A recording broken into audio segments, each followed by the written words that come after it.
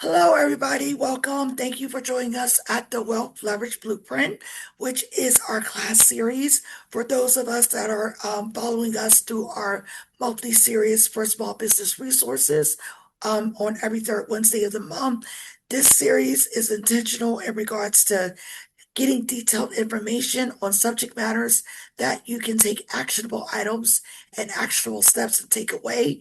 We will be presenting you with an expert in every field that can help you in your individual life, personal life, business life, whatever it is that you do and your goals are, we are going to present them. Now, tonight we are honored to have a special guest along with what we're going to be talking about. But for those of you that don't know us and are not familiar with us, our mission here at Master Wealth Builders LLC pretty much is to make sure we're providing you with valuable content. We're giving you content that is A-rated. We're providing you experts from many different fields, whether it's from real estate, finance, health, business, legal, whatever it is that can help you do better and be better in everyday life. And this applies to anybody. It doesn't matter where you are in your journey. You could be starting your journey. You could be at the end of your journey. You could be doing really good in life. I work with affluential people on a daily basis. People are always looking to make things better. So that's what we're here for.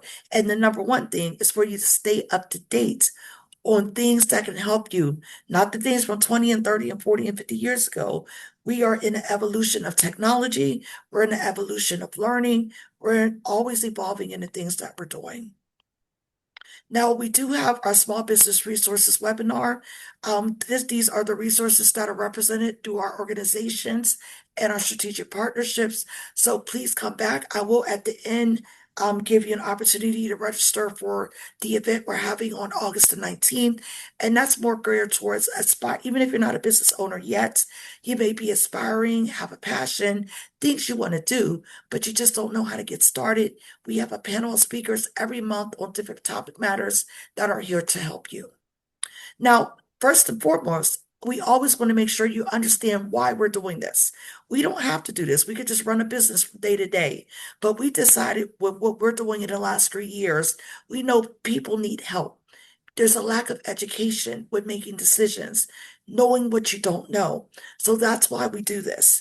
I was an entrepreneur, started my journey 20 something years ago. I started in my career 26 years ago, but nobody taught me how to be an entrepreneur, how to save my money. Now, I did have a couple people that might have been doing okay, that were able to educate me on certain things in my family. But for the most part, I had to learn through my career and things that I had to do my own research on. So that's why we do this. There's no blueprint on how to navigate life's challenges.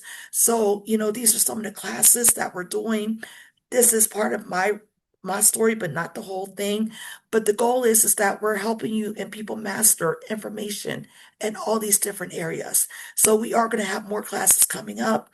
Mastering Your Money is a taught I recently taught in my own church, and we are teaching it in nonprofits, organizations, along with the things that we're doing here personally. So TK Pryor, I'm just going to let my partner TK Pryor introduce himself, tell you about why he's in this industry and why he wants to reach out and help others as well. Yeah, so my why I always like to talk about my mother because what I try to do is honor her by passing or playing it forward. My mother, before she passed away, left me a trust and she funded that trust with an annuity. Now, the average Black person never does that, never gets around to doing that. And I remember, I remember teaching a class and there was an Asian American that was in the class and the only question she had after was, how did your mother find that information?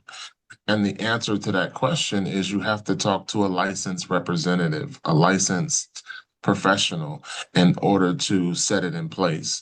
But the concept is just you doing it. The concept is you using the financial tools available to you to be able to pay for your future. My mother gave me $5,000 tax free a month, but she did that with paperwork. So the the why is to motivate other people that look like me to do the same thing my mother did. And some people, especially melanated people, say, well, I don't care about the next generation. I want to do something for me. The same paperwork will finance your life while you're alive. And that's why we teach what we teach. That's why we are so passionate about exposing this information. Because I'm going to be honest with you, this information comes from the 1% elite. It's pocket information that you typically learn when you start making six figures. So if we do these free classes and we expose you to these concepts, we hope that one day you actually implement it in your life because you're stronger if you have it in place and you're more powerful economically than everybody who refused to learn about it, refused to do it, or refused to put it in place. All right. Thank you, TK, for sharing your story. These are the businesses that TK and I both represent in our ownership of some. We are partnered with national accredited organizations like First Financial Security, partnered with Dr. Shirley Lou and Associates here in McLean, Virginia. We do business nationally, and we have foreign national programs for some of the work that we do as well. And the goal is with all of our combined businesses together is to make sure that we can give you value, knowledge, and bring other people into the fold, which leads me into what our agenda is for today. So the purpose of today's class, we are teaching people how to be able to be credible and bankable with using some long-term saving financial tools in a way that people usually don't think about. So what better than to have a credit strategist with us, somebody that operates in excellence like we do. He is great and diligent in the work that he does with credit. So we are happy to be able to introduce you him today. We do have Matt Dillingham of Intuitive Consulting. Following Matt, we are going to have three different segments of 20 minutes of education where everyone will be allowed to ask questions in between. So we're going to let the speakers speak, ask their questions. We are aware that the chat's not working, so just raise your hand in the Zoom and let us know if you have a question, and you are allowed to unmute to ask your questions. All right.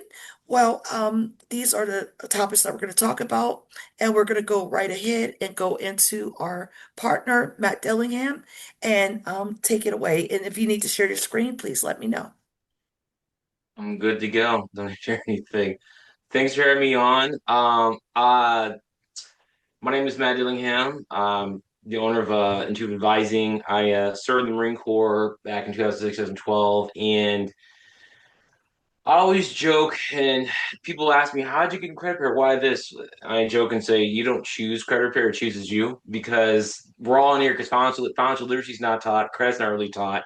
And if you're like me in a sense, what you're taught about credit, you're taught credit cards are evil, don't use them, which is terrible advice because you do need to use them responsibly as they're 30% of your credit score.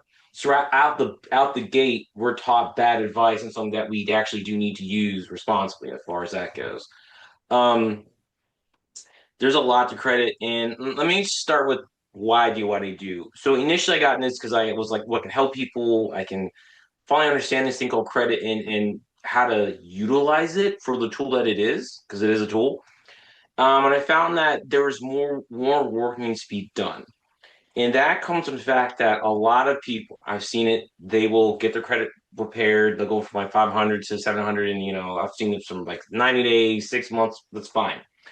The next question is, okay, good, but did that person maintain their score a year later, 2 years, 3 years, four? A lot of people do not. And why is that? That's because credit repair, unless we get to the root cause of what got you in the first place, it's just a band-aid. I've seen people, they get their credit fixed and things happen, and then someone gets referred to me he's trying to get approved for solar financing, and they can't because they got late payment, all the things like that. And so part of what we do, a big part is the one-on-one coaching to sit down with you and say, look, what are your credit goals? And what other goals do you have in mind? Like, what's your dream? What are you trying to do? And then what do you feel is getting in the way? And also ask questions like, What are your earliest memories about money? What were you taught about money? What did you hear about it? Because all the stuff we've heard about money since we were born is operating in the background of your mind. And if we do not address that, it's like trying to run a race with, 30, 40 pounds on your back and you don't realize it because you think that's normal. And then you wonder why someone's just done it. And you're like, how are they running so fast? Well, because they've dropped all the dead weight and things they've heard about. Um, as far as that. So it's really the why is to help my clients out on a deeper level. And not just that, but when I work with them, say, oh, what are goals you have? Then I can send them back to Shantae and TK and say, look, they're trying to go further, retirement, build wealth, and all that stuff. Why work on their mindset and start to shift that? Because that's really important. As far as all that goes. Is there any questions or anything, or like, do you want me to like kind of run through a brief lesson on credit real quick, TK or Shantae? Yes. Okay, all right. So here's something that's very important. So there are four tiers to your credit report. Four. All right. When I ask this question, I'm like, what are the four tiers? A lot of people say they'll guess like credit history, paying down your debt, what have I heard? Card inquiries, and that's going in the right direction, but that's not what I'm asking. I'm asking about the four tiers to your credit report. All right. Not what makes up your score. So the four tiers are this: it's personal information. Personal information contains your first name, any variations of your name, birth date, phone number, social, your current address, old addresses that you lived at. The second tier consists of your hard inquiries. The third tier consists of your actual accounts. And then the fourth tier is public record, which contains bankruptcies and judgments. This is important because when your credit report gets pulled by someone, a person, or even online, they're looking at all four tiers. What we're taught is to look at just the accounts and the score, and we think that's it. It's not the case. I've had people, when they look at the personal information, which is that section, you want to make sure it's updated because you may have two social security numbers attached to you. You have no idea. You may have an incorrect social, incorrect birth date. Your name may be misspelled in a way that's never there. True story. I had one guy where for his name in the personal information section, they had his name down as a state highway. I'm going to say it one more time. A state highway. So if that's going on in that, how do you think that's going to affect you in trying to apply for housing, cars? Like that's all important, right? And that section is really important. So those are the four tiers. Keep it real short and sweet. And then if you want to see what's on there, you can go to annualcreditreport.com, which by the way, you can now get your credit report from annualcreditreport.com once a week for free. It's no longer once a year, it's once a week. Because of what happened with COVID, I'm so glad they changed because you understand your credit reports update with all three credit bureaus once a month. So the fact that for the longest time they said you can get one free credit report once a year is just ludicrous. Okay. So you can go there and that gives you a lot of information. And you can see what's on there because you need to know what's on your file because it may sit there in the background, but it follows you for your entire life on that. Now, real quick, here's how your score grows. All right. 35% of your score is payment history, paying your bills on time. 30% is credit utilization. So it's asking the question, okay, whether you have one credit card or like 15, are you using less than 30% of the credit limit on all the cards? The less you use, the higher your score. Next component is length of credit history. That's 15%. That's looking at all the open accounts, nothing that's closed, charge offs, debt collector, none of those derogatory accounts. And what it does looks at the ages of all those accounts and gives an average. The higher that average, the more points you get, right? The more points you get, and that's built up over time. And this is like the main reason why credit takes so long to build because it's looking at the age accounts. The older accounts, the better. Fourth component is mixed credit. That's 10%. That's looking at okay, do you have any installment accounts? Installment accounts being like loans, student loans, mortgages, things like that. Do you you can also have your rent being reported on your credit report, how many revolving accounts, meaning credit cards. Do you also have your utility payments being reported, cell phone payments, insurance payments, and also streaming services. So you don't necessarily have to go out and get a credit card to build credit nowadays. That's 10% of your score. The final component of your score is new accounts. That's also 10%. That's looking at how many new accounts you've opened recently and how many hard inquiries you have. And real quick, hard inquiries are just as important as any other account in your file. Why? When you apply and you get a hard pull, when you authorize someone to pull your credit report, Okay, that is a hard pull. You lose a couple points, no big deal. People get that. But what people don't know is that when you apply and you get declined, you lose a couple more. Okay. The other thing too is your hard inquiries are a track record of where you've been, who you applied to, and there are companies that will view you as a red flag depending on who you apply to. For example, some companies will be like, "Wait a minute, you applied for payday loan, red flag, don't want to deal with you." There are some companies where they will decline you if they deem you have too many hard inquiries and you can have a high credit score. And by too many, it could be like more than three. Not a joke. But they'll look at that list to see where you've been, what's going on. You applied to a competitor. If you did, why are you coming to me? You need to understand what's on your file, and that record is telling them where you've been. And you want to keep your hard inquiries below 10. Once you get to 10, you start getting the danger zone. But it's real easy to rack those up because I've seen people that have 30 hard inquiries, 40, 50. There's one lady we're trying to work with where she unfortunately had on Experian alone 114 hard inquiries. And the reason for that is because she had made a mistake of co-signing for about 4 different car loans. So everything in your credit report matters. It's important. Take it seriously. It follows you for your entire life. And I will say this. I'll say this one thing before I gotta go. The reason why you can dispute anything on your credit report is because the onus of the reporting is on the credit bureaus, debt collectors, and accreditors. Okay, all right. That's because the Fair Credit Reporting Act gives you right to dispute anything on your file because they're the ones making the record of what you're doing. Because last time you paid your car note, credit card bill, things like that, you didn't go into Experian, TransUnion, and Equifax saying, "Hey, I paid my bill in time." No, you paid them with the trust that they're going to mark that payment on time correctly, but they don't. There's millions of people in America that make all these mistakes, and this is why you can challenge it because you're not the one making that record. They are. So even if you know the debt's yours, you can challenge it because they may report incorrectly, could be fraudulent, whatever the case may be. So little brief history on credit and lesson on credit. So yes. So And the only thing I would say, Matt, is one, can you put your information in the chat so they can reach out to you? yeah. Because I know you do have a credit program, correct? Talk a little bit about your credit program and how you help. Yeah, let me get my information. Yeah, so while I'm looking for this right now, so when I sit down with someone, we do help them with your credit, and the first thing we'll do a credit assessment. It's real simple, and we do that. There's no hard pulls on your file when we do that. There's a credit monitoring that I help use. We sign for that, costs you $1, but um, we'll sit down and go over everything in detail, what's on your file, get all through your bureaus, reports, and then let you know what you should pay, should not pay, what don't you recognize, and see and let you know, hey, here's what needs to be done to help you improve your credit. Okay. The second thing after that is once we get the due assessment, I then take a copy of the credit report, send to a law firm that I work with called McCarthy Law. Excuse me.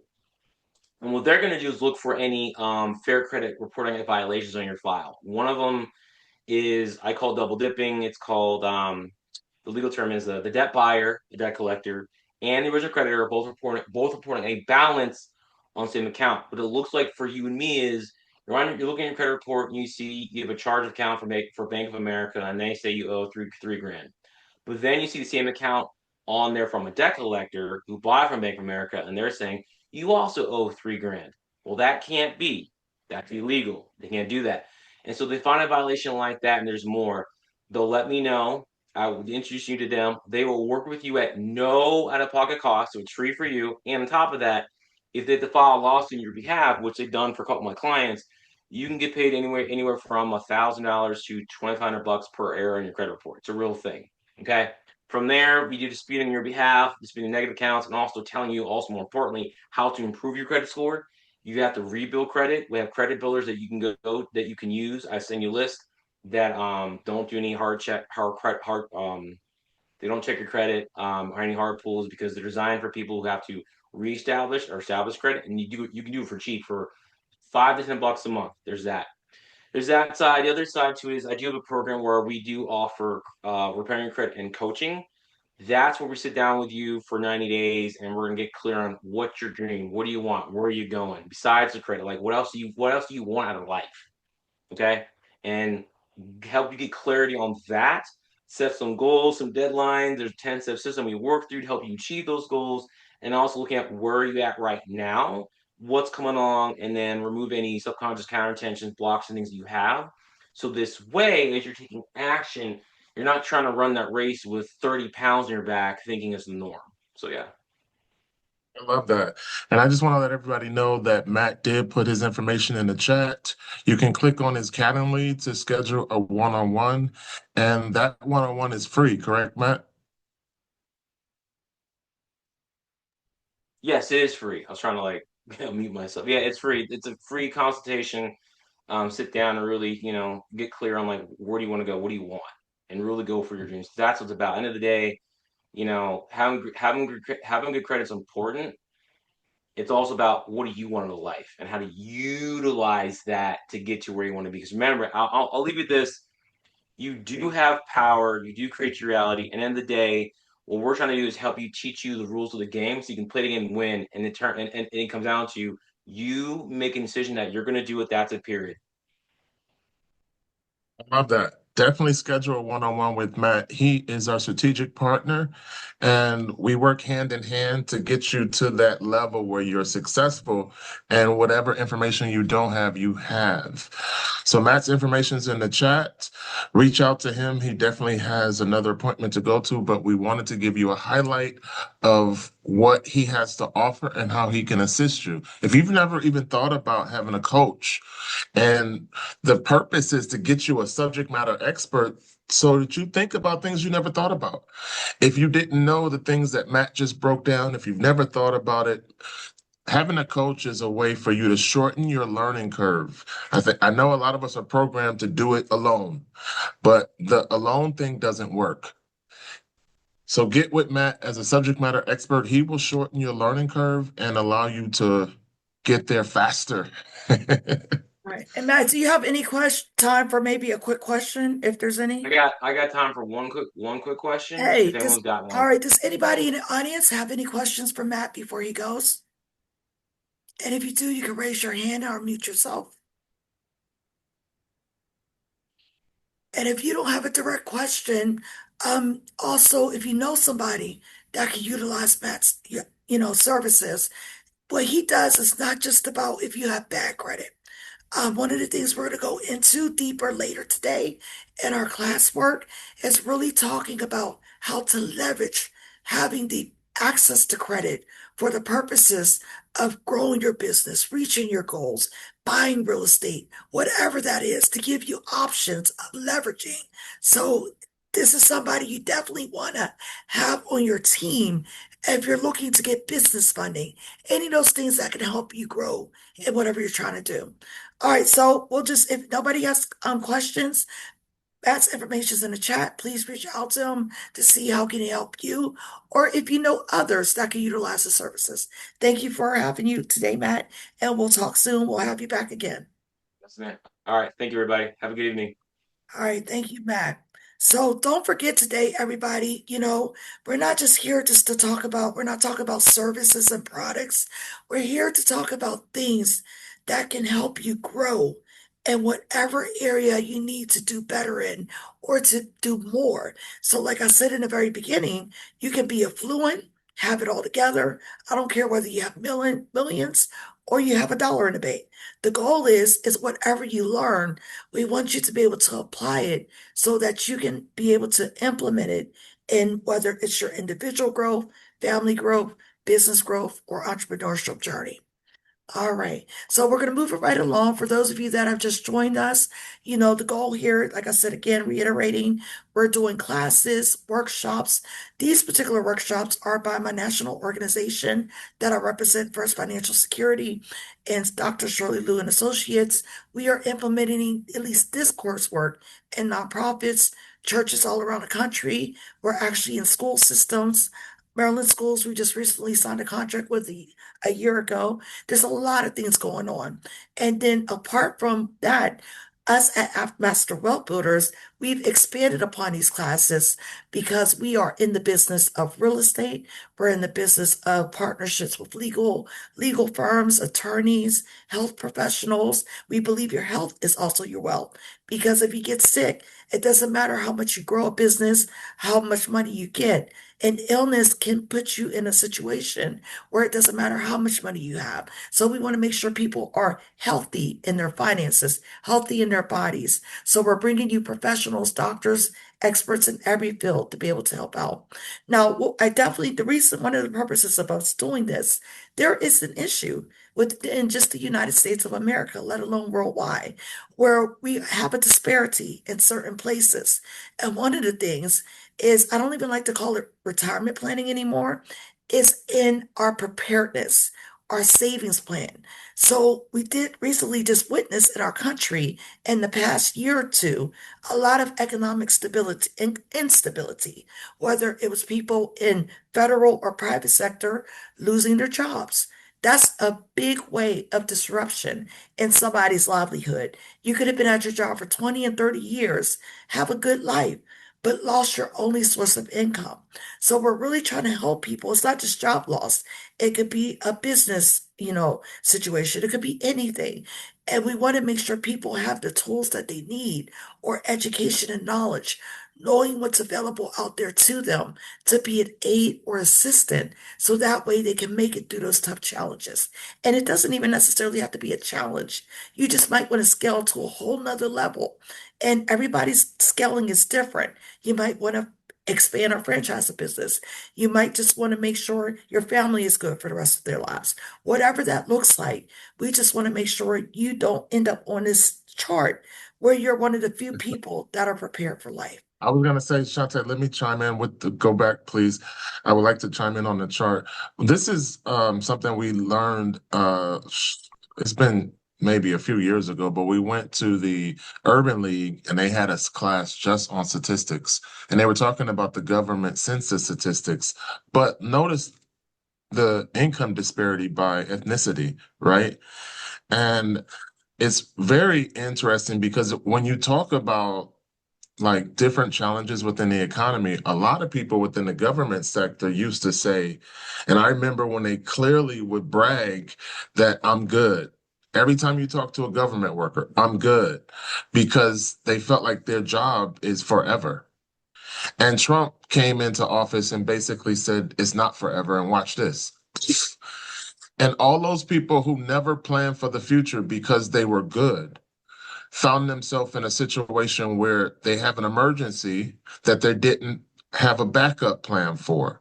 So I just want to use this slide as an example based on what just happened in the government to say when you don't plan, which is what most people don't do, and an emergency happens, now you're like a broken egg. You're scrambling. You're like, oh, my money is not good because I never planned for the loss. So I just want to reference that in relation to this slide. All right, thank you for TK for going over that. So the goal is just that we want to make sure there's a why to why we're trying to make sure we're constantly getting information out. We are going to be having people coming on, not just Matt, other professionals to give us up-to-date knowledge, information. The event that we're going to do, the class we're going to do at the end of the month, it's not a class, but we have a small business resources webinar every month. And we're going to have tech professionals introducing software that can change your life, that can maybe help make life better for you and whatever it is you're doing. So we just want to make sure we're keeping you up to date and keeping you fluent on information. And the ultimate goal here, these are the questions that we're asking people. We're not coming to them saying, how much money do you want to have? How much money do you have? It's not all about money. It's about what your journey is. What is your passion? We are all brought on this earth for a purpose. Most of the time, we don't even live out our true purpose because we're just trying to keep up with societal norms, keep up with just being able to participate in life by paying our bills, making money we need to make to sustain our families. But what we want to do is offer the opportunity to help people be able to make choices without limitation, to really have what is called, we heard the words financial freedom, but what does financial freedom mean for you? Sometimes financial freedom, people just think it's a number, it's an achievable goal. Financial freedom is just simply being able to do the things that you choose to do, want to do, or are passionate about, with not having to just sustain or working to do the 9 to 5 or the job just to do it outside of not liking it or being passionate about what you already do. So the goal is like, hey, if you want to open up a business, you want to do something creative, you want to travel the world, you want to be a nonprofit or something that gives back, you want to know how to position yourself so you can sustain and being able to do those things without having to worry about how much money do you have in the bank. Can you go back to the last slide, please? I want to chime in, please, if it's okay. I would like to talk about not this slide, the next one, the previous one. There's two other questions that I like to ask when I do a one-on-one strategy session, which is free. But I like to ask, number one, how can I be of service? And then two, what can I do to add or complement whatever you have in place? A lot of people who are licensed in this industry, they don't ask those two questions. Because if you think about it, a lot of people are coming from money, meaning how much commission I'm going to make off of you. And for me, and for this company, it's not about that. It's really about how can I be of service? What will complement what you have in place? All right, thank you, TK, for expressing that. All right, so like that's just reiterating what we already talked about the purpose and why we're doing this and why we do the classes on a regular basis. So the goal is making sure we can give you actionable steps. And I ask everybody in the beginning, please bear with me. I've been teaching a lot of classes, talking a lot, so I have lost my voice, but we are going to get through this because I just want to make sure anything you learn here today, there's something that you can take away and go home with. So we're going to have 3 different talking points.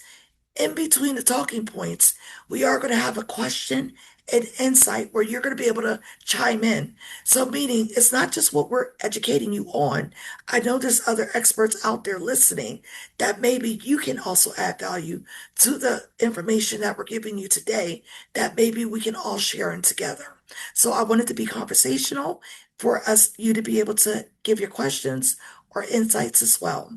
So the goal is that all the things that we're going to educate you on today, which we're having a focus today on using insurance, annuities, and long-term saving retirement strategies to be able to leverage for bankability and credibility, which is something usually not talked about. So I have both sides of the hats because I've been a lender. I've been a loan officer for 26 years, both on the business lending side. I've been an underwriter, and I started my first brokerage back in 2005 before the financial crisis, where I was able to see how things worked and how things flowed and understood the process of getting approved for leveraging. I don't call it loans and lending, it's leveraging. So when a person takes out a loan, it's usually for 2 reasons because they don't have the money up front or all the money up front to either make a purchase. So the purchase could be a property, it could be for business expenses, equipment, so on and so forth. So they need to leverage the upfront money to reap back in return revenue from the initial investment. So if people thought about lending as an investment, they would think differently about the way they plan for getting a loan. But first things first, you have to be bankable and you have to be credible when you're going after financing. Now, how does that relate to insurance? Most people don't think about insurance as an asset. So in my industry in lending, we can also use cash value life insurance, annuities, and other whole life vehicles as assets that could be used for actual asset-based lending, collateralization, and to take it into account as a financial portfolio non-traditionally. So in the past, people think an asset is, oh, well, I have my 401k, I have I just have it, my brokerage account. I did all that in banking, so I understand all that. I worked at the bank for many years. There's nothing wrong with that. But there are additional tools in ways that are less costly to be able to invest in upfront to still achieve that same goal. So when you come to the bank, I want to make sure you're able to leverage, redirect the money you already have, create multiple streams of income from that, diversify all those streams in other ways with using the insurance industry to give you passive income, to be able to help you cash flow your assets that you may already have or cash flow additional assets. And then this term, I'm sure a lot of you have heard, and if you haven't heard it, it gives you the economical independence to become your own bank. So the first thing is that people don't think of is that when you're investing is how do you pull your money out without it being taxed heavily? So one of the things when you're considering multiple investments or where you put your money, you might not want to put them all in market-based vehicles that when you comes time where you need to pull that money out, whether it's to invest in your business property or you need to use it for leveraging or even retirement, you want to have an advantage and how you have saved that money over time. So we all know, like with 401ks or 457 plans, anything with a number is a tax code. So when you go either pull the money out or later transition or retire, you're going to have to pay taxes on whatever increments, whether you get money in annuitization over time or take it out as a lump sum. So we also teach people with, okay, if you have a vehicle where you could put the money in tax deferred, but maybe do Roth conversions over time. That's one way to do it. But let's say you took after tax money from your job or your business and you put it into an index universal life insurance policy, or you split the investment into different types of self-directed annuities. And for those of you that are not familiar with annuities, if you know what an IRA is, which is an individual retirement account, there are Roth IRAs and traditional IRAs that you can set up within an annuity that protects your principal balance from the market loss. So one of the things that's happening right now that, like TK was mentioning in regards to our economy, we are in an economy that right now is very volatile. There's a war going on. There's different things going on that can make it worse. Not saying over the last years there weren't other things, but over time, even in my lifetime, I started this business in the dot-com bubble. So I got to see 9/11. I saw the Gulf, not the Gulf War, but the Iraq War. I saw how that affected people's money over a decade of time. Then when 2008 happened, then people were struggling to recover from that and probably didn't recover until several years later, unless they ever recovered. So the deal is, if you're in the age bracket where you're not 30 and under, you don't have a lot of time to recover from multiple market losses. You don't have time to have another 9/11. You don't have time to have another COVID. So you need to be very careful of the diversity of where your money is. So the goal is, people, I'm just telling people, you want to be in the bucket where you're getting tax deferred accumulation and then some tax-free distribution. Now, we can't guarantee you tax-free with everything you get distributed. It's still going to depend on your the state that you live in, the tax bracket, and how you're pulling out and how you're investing as well. Now, the main thing is when we're looking at the things that are going to happen in life, most people don't think about, hey, at some point you may get sick. 1 out of every 5 people get sick at some time in their life. Probably the statistics are definitely way higher, I would definitely say. So if you're blessed to have that great health, that's wonderful. But if anything were to happen, you want to know that you have an option, which now there are certain insurances, depending upon, I do have to say disclosure, of your health and if you qualify, where you can pull out the death benefit while you're still living to pay for life. So they don't ask you like with when you have disability pay at work, they're going to ask you, what are you putting the money to? And when you're pulling money out of a life insurance policy, because of the purposes of illness, you can apply it to whatever you want. If you want to pay your mortgage, if you want to reinvest it in something else, if you want to start a business with it, they're not asking you what you're doing with the money. But at least you have the option to either get a disability pay, which is a monthly payment for whatever you're going through, or there may be an option to take a lump sum out.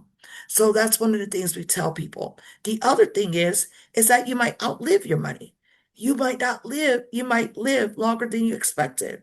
So usually when you're solving for your retirement, we would solve for age 90, which that's you could go by the statistics of how long you live, but why would you want to limit yourself? You may, if you do live to 100 or maybe longer, you want to have the opportunity not to run out of money. And then the other thing is, you may pass away at some point. You are going to pass away at some point, unless they have the pill that lets you live forever by then. But you want to be able to, hey, if anything happens to me, my mortgage is paid. My business still goes on without me. I have a business succession plan in place. We have a trust. We have a will. We have our estate planning, and it's going to pay into this. We'll definitely add to it and just simply say that have a plan B. There's so many people in America that never ever have a plan B and they don't feel like they need one.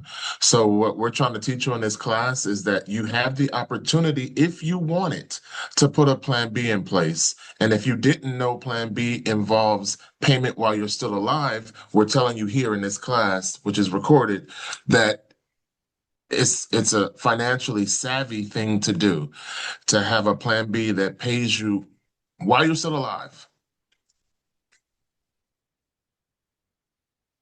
All right, so the first topic of conversation, and the reason we're going to do a deep dive is a index universal life insurance, which I think is a very important topic.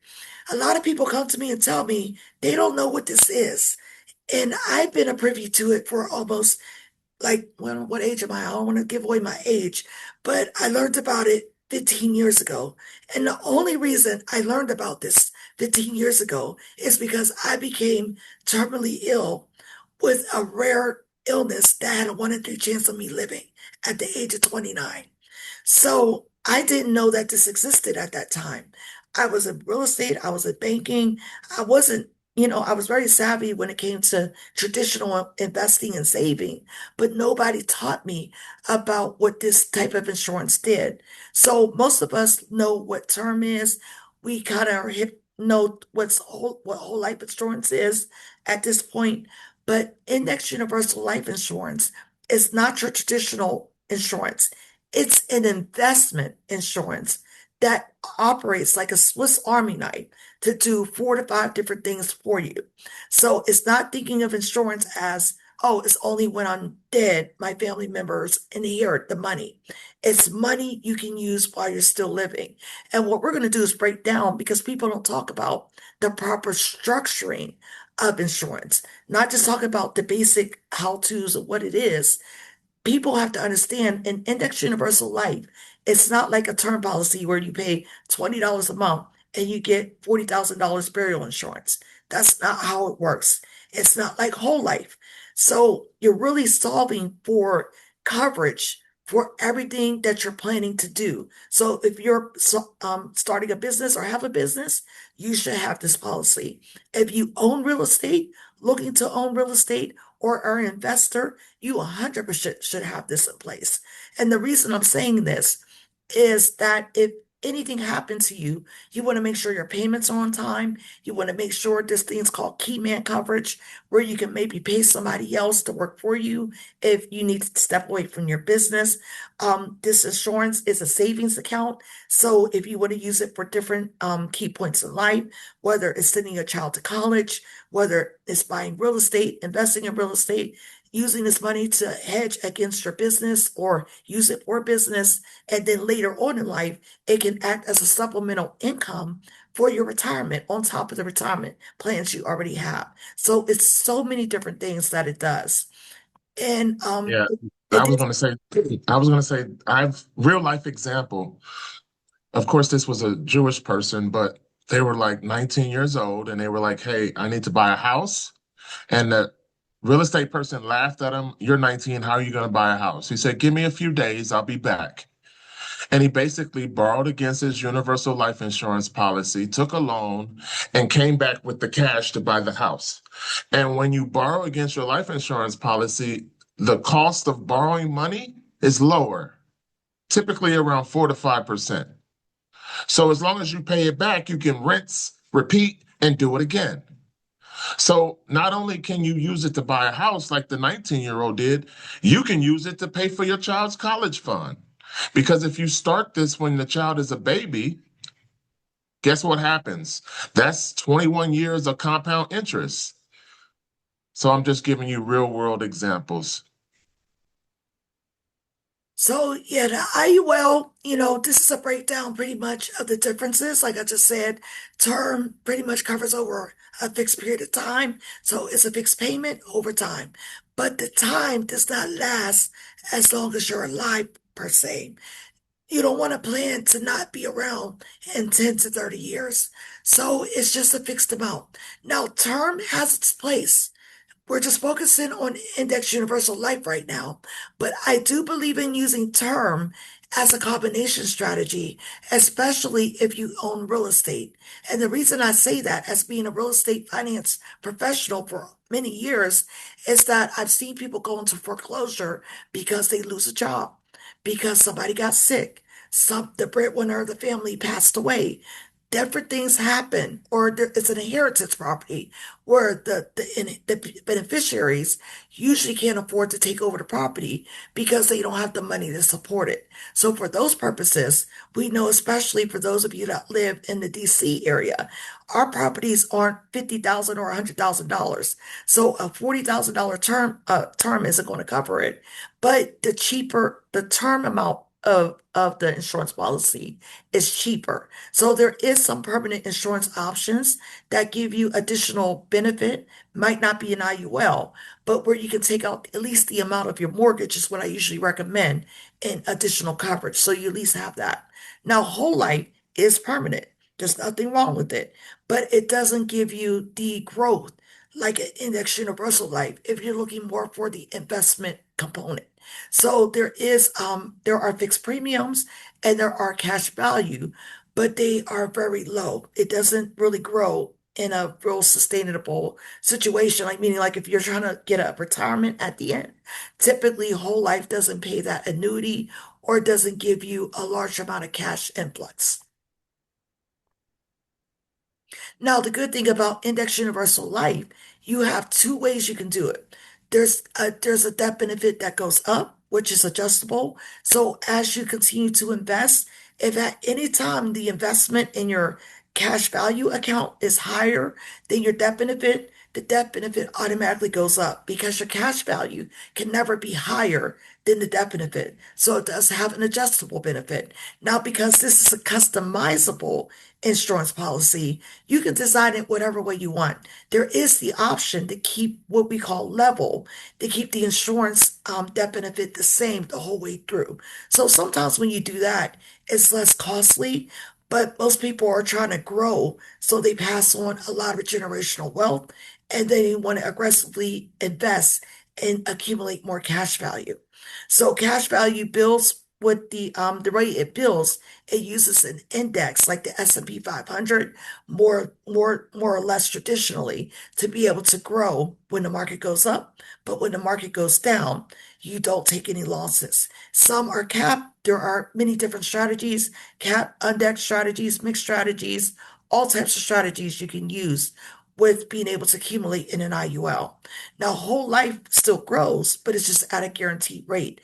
And ultimately, term life has no cash value at all. Now, we do have term options where there is some term policies depending on the companies. And if you qualify, that at least still give you some living benefits. So you have something of value with the term. Now, term, because of it being a different type of policy, you do have the option to have term and a permanent policy. So you can diversify even insurance because term is different from the permanent policy. So if you need additional, cash and you can't afford the permanent insurance, you can add term as well. And then IUL pretty much has lower costs because you get to design it. So it's based on how much insurance you need. So like I mentioned before, if you have own real estate, maybe you have a business, you want to design your policy to where it makes sense. But we'll get deeper into how you can design it. Sometimes people want a lower policy so they can invest more in the cash portion. Now, I'm going to go over and go through the benefits. TK and I are just going to briefly go over some of the details of how each benefit works. So, what I just mentioned, there's premium flexibility. So, depending on how you design an IUL, you can give yourself a comfortable monthly, what we call target contribution or investment, which would usually be just a premium payment in traditional insurance. So target just means that if you invest that same amount of money consistency, you should reach a goal over time based on what it illustrates it to do. So let's say your investment is $200 a month, and maybe you have a 100,000 or $200,000 policy. I'm just giving an example. So if your goal is maybe to get a supplemental retirement of additional $10 to $20,000 a year, you have to invest a certain amount to reach that goal. So you just need to meet with a trusted advisor or trusted and licensed insurance agent that specializes in this to be able to design that and customize it for you. So most people usually pay more than a minimum to grow their cash value. So even if your target, let's say, is $200 a month, now it doesn't mean your target's going to be 200, but you might want to save maybe $220 a month, purchase $200 a month. So that way, that extra $20 is going towards the cash value and helping you grow faster. Some people choose to do lump sums quarterly. They may say, hey, I get a bonus every quarter, or I get a bonus once a year. As long as it doesn't go above the maximum that you're allowed to invest, and we'll go more into detail what an MEC policy is. You want to just make sure it doesn't go over that limit, but you can do up to a certain amount depending on the way it's designed every year. So Let, maybe you're, go ahead, TK. let me chime in. I just want to make this simple because I know none of this makes sense to most people. And the problem is when it comes to an IUL, the average agent doesn't take class and they got licensed, but they didn't go to school. So most IULs are designed wrong. So just understand that there's three separate levels. In this class, there's a minimum, which is the bare minimum to pay the cost of insurance. And then there's a target, which is the amount, if you pay, your policy won't lapse. And then there's what's called an MEC, which is the modified endowment contract. That means it's the IRS limit that you can put into an insurance contract. So the concept is if you have an agent that went to school, and this is why most problems happen with IULs, and then they throw the baby out with the bathwater and they say the industry is a scam when the agent is a scam because they didn't go to school. What you have to do is talk to the customer and say, what's your comfortable payment? Well, I can comfortably pay $200 a month. So let's get your target premium, which means the bill that you pay every month for your IUL. Let's get that to be under 200 in the design from day number one. That's all I'm gonna say. All right, thank you, TK. You're absolutely right. And then the last point is just to make sure that you understand that as long as you're doing this on a regular, if life happens and you stop making your payments, there are ways to allow the cash value to pay for the policy during those time frames. Now, we don't recommend that you stop making your payments, but unlike term or whole life, if you stop making the payments, traditionally your policy will lapse. But this gives you the flexibility during times where you don't have a lot to invest. If you lose a job or you need have something, other things to take care of, you do have that option over time to be able to pay less or skip payments. But of course, please contact the company or contact your agent so they can be able to help and walk you through that process. Now, I already went over pretty much flexibility in real life scenarios. If, like I just said, if you have a job loss, economic downturn, you have a retirement transition where you can't invest as much, where all these things help you with this type of flexibility. I would just say, I'll give you a real world scenario. One of my customers called me, last week, and he basically said, hey, I need to readjust my payment. I can't afford it. So I called the insurance company and they did a reevaluation took down the face value of his IUL, which took down the target payment to a lower amount. And by him calling me and telling me that, that's the flexibility that was on that previous slide. If you go back one, because that's a real life event where he said, I need to adjust my payment and I don't want to cancel my policy. So instead of canceling the policy and walking away from it, which is what most people do, you just talk to your agent and then they will adjust the payment by lowering the face value. So this is flexibility. Yep. And his problem was like people go through divorce or somebody died in their lives.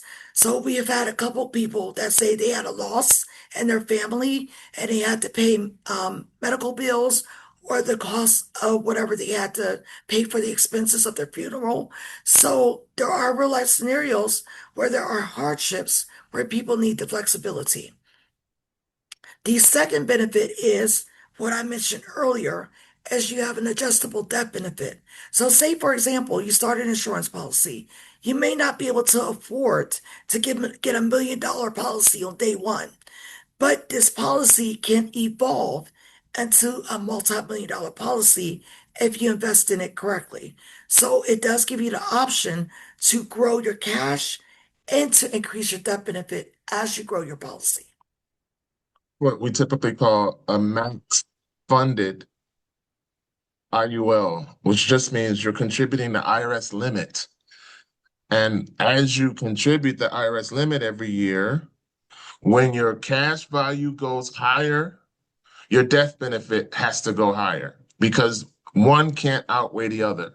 Your cash value can never be higher than your death benefit. So if you start at $100,000 IUL, but you max out the MEC limit, and let's say now you have 100,000 cash in your IUL, your death benefit has to go up.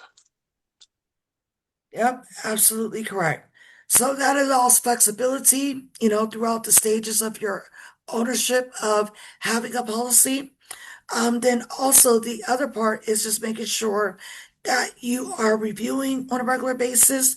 Make sure you're continuously always tell people whether it's a portfolio with your investment, whether it's your retirement, whether it's your insurance policy, you should be every year going back to look at it. I had two people last year say they wanted to retire, but they've never looked at their retirement account until when they said they're looking to retire. So you have to be looking at things all the time to make sure it's doing what it's supposed to be doing, to make sure it's meeting your goals on a timely manner. Because one thing you can't get back in life is time. So as long as you're managing and looking over it over time, it definitely will grow to where you need it to, reach your goals. The key factor here is the fact that people never check their stuff. I have people that say, oh, I got something 5 years ago, I'm good. Don't you guys know that the industry changes every single year? Every year they come out with a new product. And the way that this industry works, one company competes with another company by offering better benefits to the public. Why would you go with State Farm versus company ABC? Because company ABC has better benefits and is more advantageous to the public, and that's how the companies compete against each other. So every year there's a new product where one company is 2 steps better than another company. And that's why under the state rules, we have what's called suitability. You have to be 2 times better in order to qualify for an upgrade. But if you haven't checked your policy in, say, 15 years, then you don't know that there's other advantageous benefits that companies have created since you initiated your paperwork 20 years ago or 15 years ago. Yep, you're absolutely right. So always, evaluating, reviewing, even I tell people, even if you think everything is okay, still go back and look. A real life scenario, I had somebody a few years ago that their mother turned 95, but they realized their insurance policy went down at 92. So they had to come out the pocket to do the burial. So those are reasons why you just need to go back and check, see what's going on, evaluate on a regular basis. Now, in regards to the cash portion, which is the investment portion of IULs, the growth factors are based on these six things. So people don't take these things into account when they're investing in their policy. So sometimes people don't realize, why did my policy lapse in year number 7? Because you weren't paying attention to these things that are happening, or maybe some of the changes you're making. That's why you have to be strategic. So one of the things that affect your growth factor is your premium payment amount. Just like TK said, there's a minimum you can pay, there's a target you can pay, and then there's investing more to max it out to have a high performance. Then there is a cost to insurance. We're very transparent with educating people. That's why I always say all IULs aren't equal. So make sure when you're setting up and having the insurance conversation as part of your portfolio, that you're meeting with agents that know what they're doing, they're familiar with IULs, and they're not focused on just a particular product, because there's all types of IULs, but you want to make sure you're matched with the right vehicle that's going to help you achieve your personal goals. And then some have higher fees and charges, some have less, but some have better performance. So understanding that upfront is very important. Interest crediting and investment performance plays a key role into how you perform. That's why I always tell people, I'm very transparent. Please look at your guaranteed values as well as your non-guaranteed values. The difference between a guarantee is that if the market never did anything and everything stayed the same, at least I'm guaranteed to have this growth because it is a compounding interest. So even if you weren't contributing anymore by a certain age, and that's another key difference with IULs versus traditional whole life, because you can pay whole life until you're 80 or 85 years old. But with an IUL, if you customize it properly, you can customize a plan to fund your policy within 20 years. Some people do a 10-year and just pay it all off. But however you do it, whether it's over 20 years of time or 30 years of time, you just want to make sure while you're doing all these things, taking out money, reinvesting, that it makes sense, that you're adding the right amount of money back. So when it's fully vested, you have what you want in the long run. The key takeaway here in this class is to understand that IUL gives you a pension. How many people know that? IUL gives you a pension because when it vests, it switches from you paying them to them paying you. And then the other thing I will say is that agents are supposed to freaking do an annual review. And most, like I was talking to a traditional investment advisor, and he was saying how most insurance people are transactional. And I was trying to explain to him that Master Wealth Builders is different because we operate in total family, total approach, and we go on a planning strategic level. So we're with you your whole life. As you kind of elevate through different stages, we kind of elevate you through different services. When the average agent is one and done, so they're not doing their annual review, they're not asking you if there's something that changed in your life. You never hear from them after they make that commission off of you. So I want you guys to understand the difference in terms of what should be versus what actually is. Absolutely. Thank you, TK. So the next benefit also is the tax deferred growth power, which I started in the beginning with explaining that, because there's a lot of different tools to be tax advantage, and this is one of them. So in the IUL, you're usually contributing to it with after tax dollars. So the interest in it is growing tax deferred. So if you take a loan against the cash value account, then you are not taxing it. You're accessing your cash to leverage against whatever you're going to do. So let's say you had $30,000 in your 10th year in your cash value. You can actually take a percentage of that out to whether it's a down payment for a property, invest in something else or reinvest, or to use it for emergency cash funds. So that is a benefit. You don't have to take a loan out where you have to repay excessive interest. Now, I will say in full disclosure, usually on the loans, there is a small percentage rate with it. But if you're paying back the loan to your own self, the loan that you're paying back the rate is usually higher that you're earning back on the payments that you're making to pay your loan back to. So you're basically becoming your own bank and it operates like a net zero loan. Yeah, I would chime in and say basically the loan is typically 4 to 5%, but you're earning somewhere between 6.8, 6.5. So you're 2 points ahead in borrowing from yourself, which means the cost acquisition, right? The cost to borrow money is lower if you do it in your own insurance policy, which the average person doesn't do. I'm gonna be honest with you guys. This comes from the ultra rich and the one percenters. Normal, everyday people don't do this. They have the opportunity to do it. And we try to get business owners to do it because it's a cheaper way to borrow money. But this is the power of this contract if you use it. That's why we're teaching this class. Yeah, so that's the power of the being your own bank concept. So we already just went over it. It can help with emergency funds, education expenses, hardships, if you want to reinvest in business and real estate opportunities. And it also can operate as a debt consolidation and bridge financing. So people may not think of investments in insurance or other investments being used to help, consolidate your debt. So I actually teach a class in savings and debt reduction. So, like most of the time we're thinking about we have to take all our cash and pay off all of our bills. And then usually in that situation, people are strapped for cash and don't have money to save or invest. But I teach the opposite. I teach a strategy where you can gradually pay down the debt, pay down the loans, pay down whatever you're doing, but save at the same time. So the interest rate, most of the time on like the type of annuities and IULs that we're discussing today, the interest should be higher than the money that you're paying down on. So that way it kind of offsets itself.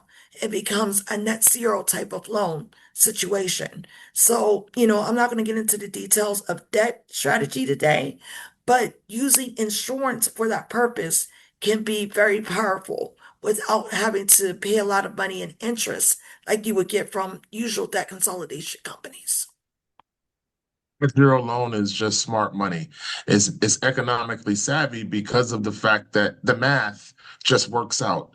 I mean, when we talk to business owners, I just try to show you the math because there's nothing to argue with. If I'm borrowing at 4% and my interest is at 6.8, the net zero isn't really because you're 2 points ahead. So technically, what is the cost of borrowing?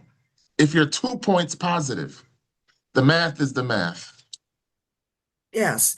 And then the sixth benefit, like I talked about at the beginning, the initial cost of investing is really lower.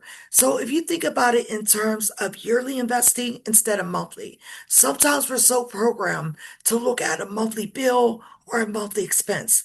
With this type of policy, you can't treat it like a monthly bill or a monthly expense. It's an investment. So when I'm doing portfolio, reviews with people, I might be talking to people about their E-Trade accounts. I'm talking to people about their real estate investments. I'm looking at the overall portfolio. So on average, most average people are supposed to be at least saving.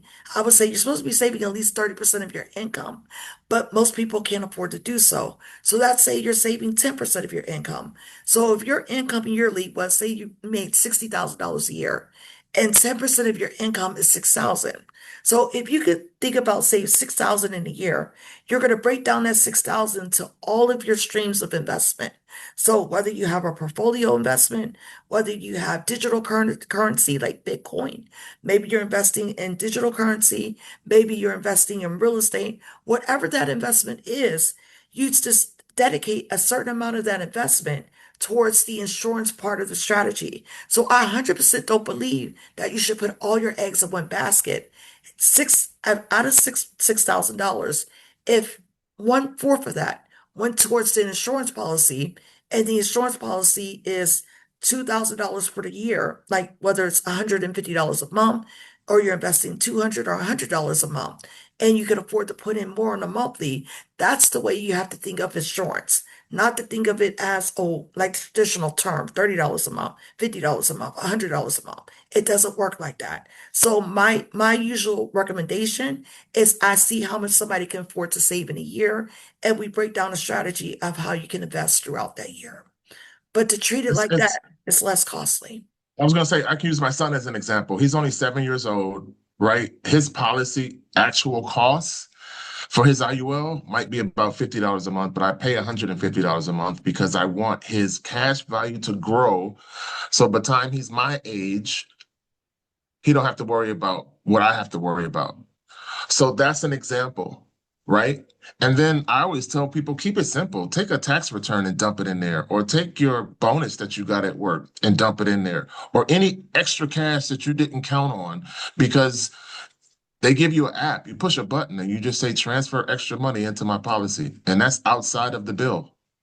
But if you have a agent that went to school, then the agent, like I said, what we do is we set it at above target from day one so that you never have to worry about it lapsing, and it's got decent growth. Because if you said you can afford $200 a month and I set it as a minimum below 200, and then I set your bill from the company to be around 220, you never have to worry about it going crazy or lapsing with fees, even if you never add another dime, because you're contributing. The agent set it up so that you're contributing above the target. And that's where most IULs go wrong.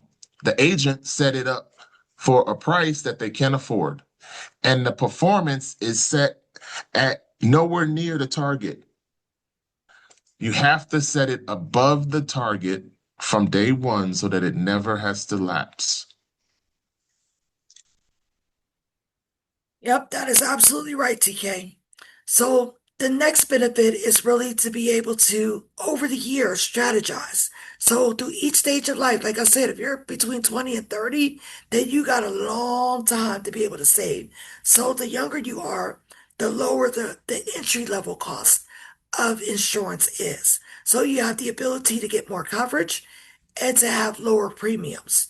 So in those years, you can focus on target and just add additional when you can. But in your peak early years, now I will say there are more 20 to 30 years olds earning more money because there's a lot of entrepreneurs, people doing different things. So people are earning more money younger. So I always say to the young people, when you can contribute more.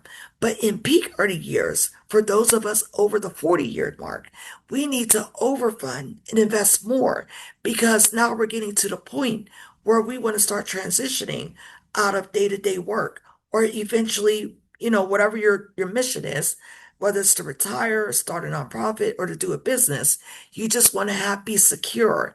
And during your pre-retirement years, you want to just focus to more income accumulation. So your solving is meaning you're trying to figure out how do I get more streams of income so that I can live comfortably throughout my real retirement years where I'm just either vacationing, working for my church, going to do different things that I want to be able to afford to live a life outside of just being able to pay my bills. So these are the I would things say I want to plan for. I would say that planning is the key. Go back, please.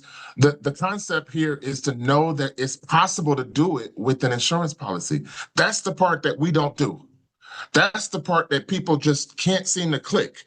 Why do I want insurance? Or why do rich people put money? If you Google right now, the number one place that a bank puts money is called BOLI. The number one. So you don't want life insurance, but the bank takes your money and puts it into BOLI. So they're taking your cash deposits and they're putting it into what's called bank-owned life insurance, BOLI. So the key takeaway from this class is to know that it's humanly, mathematically possible to fund your whole life because of the compound interest associated with these accounts. That's the key factor, because if you do it for a child, the younger you are, the healthier you are, and the fact if you're a female, it's cheaper. The cost of insurance is based on age, sex, and your occupational hazards. So if you do it for a child, my son has it at 7. So they get grandfathered in. By the time they turn an adult, they're grandfathered in. They don't have to medically certify for what you probably paid $1 million policy when they were a baby. And it was dirt cheap because you did it for a child. But now you have 40 years of compound interest. My son's going to have 50 years of compound interest because I was smart enough to put the IUL in a trust. So when I'm dead and gone, my trust is still going to be paying that policy for my son. Thank you, TK. So also, real life speaking, the goal is of all this, of while we're educating you in detail on the structure and how IUL works, is understanding how it's transformative. So wealthy people leverage insurance for everything they're doing, whether it's a real estate project, a business transaction, or just for wealth management for the purposes of trust and estate planning and to transfer that generational wealth. So the whole goal is like, say, for example, a person needed a business loan. They can use that, like I said before, for buy sell funding, keep hustler coverage. In lending, we can use this as additional asset on your loan application. So whether you're doing asset-based lending or just need additional funding to show that I can leverage my insurance or retirement for the purposes of getting more leverage to be able to own more or to get more revenue in the future.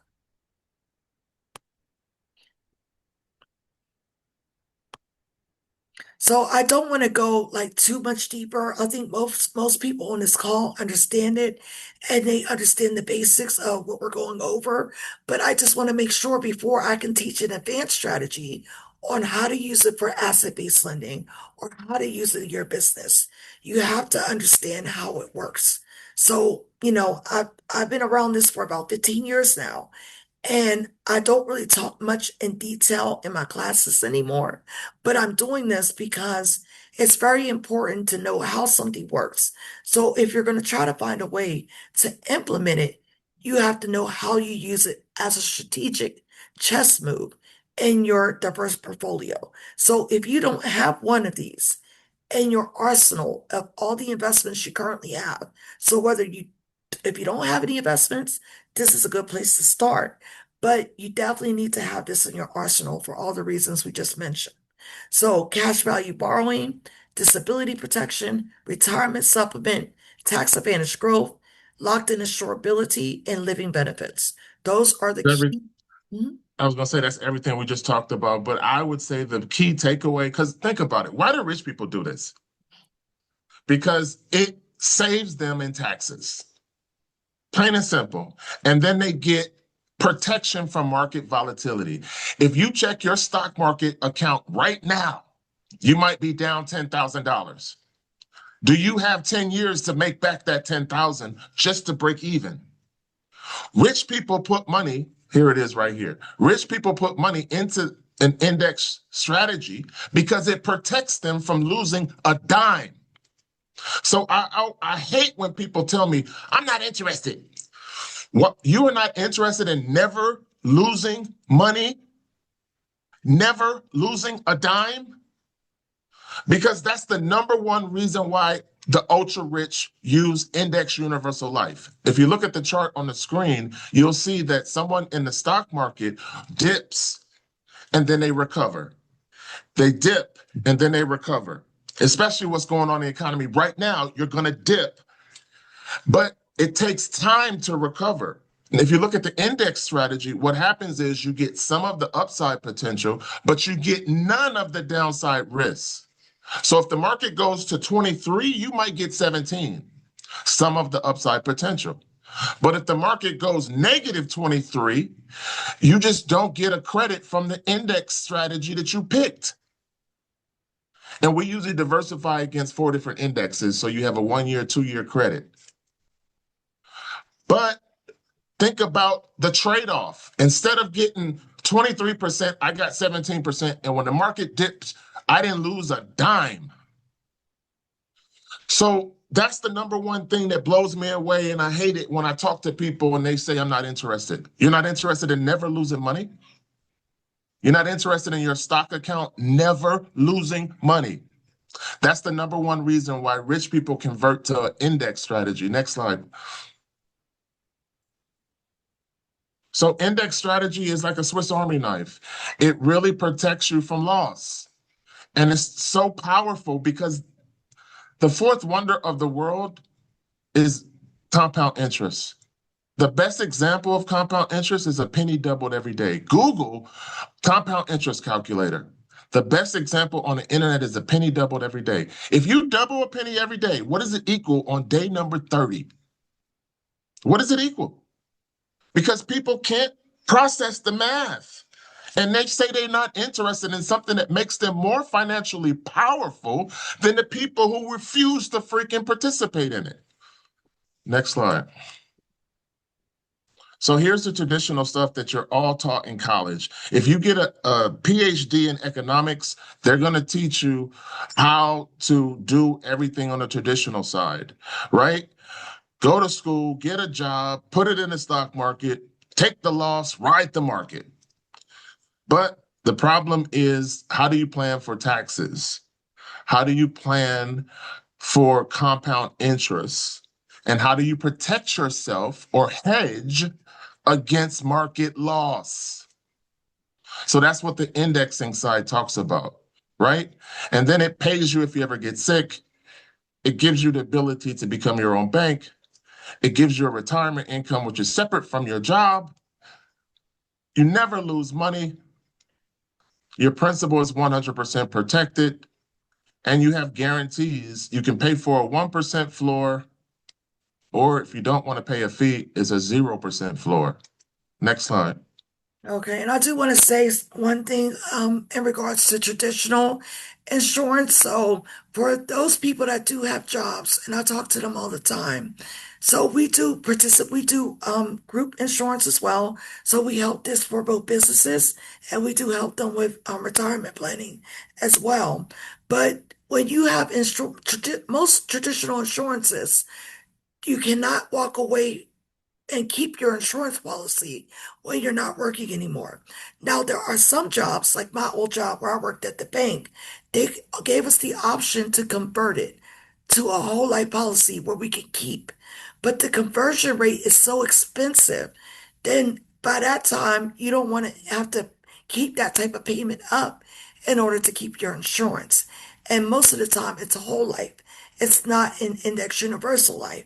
So if you're going to pay three times the amount of the cost of insurance for a permanent or a whole life, it doesn't make sense when you can just self-direct it yourself.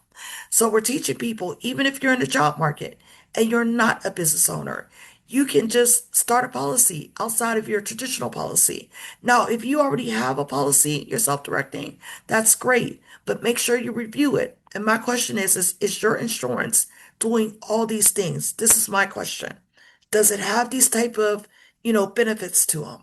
And then is it in the red line, which is on the market? Most people didn't understand there was a difference between universal life and index universal life. Index universal life still can be on the market. You can go up and down and take losses. Variable is on the market. Now, whole life traditionally is not on market, but it just depends on your strategy. There are dividend strategies that sometimes can be on the market, but then you have to pay for it for the rest of your life. So just understand. Go ahead, TK. So yeah, the value position here is to let you know that you have options. And I hope that you take away from this class is that the financial or the economic strength that you gain when you put these financial tools in place. These are nothing but tools. No one argues about a wrench. A wrench is a tool.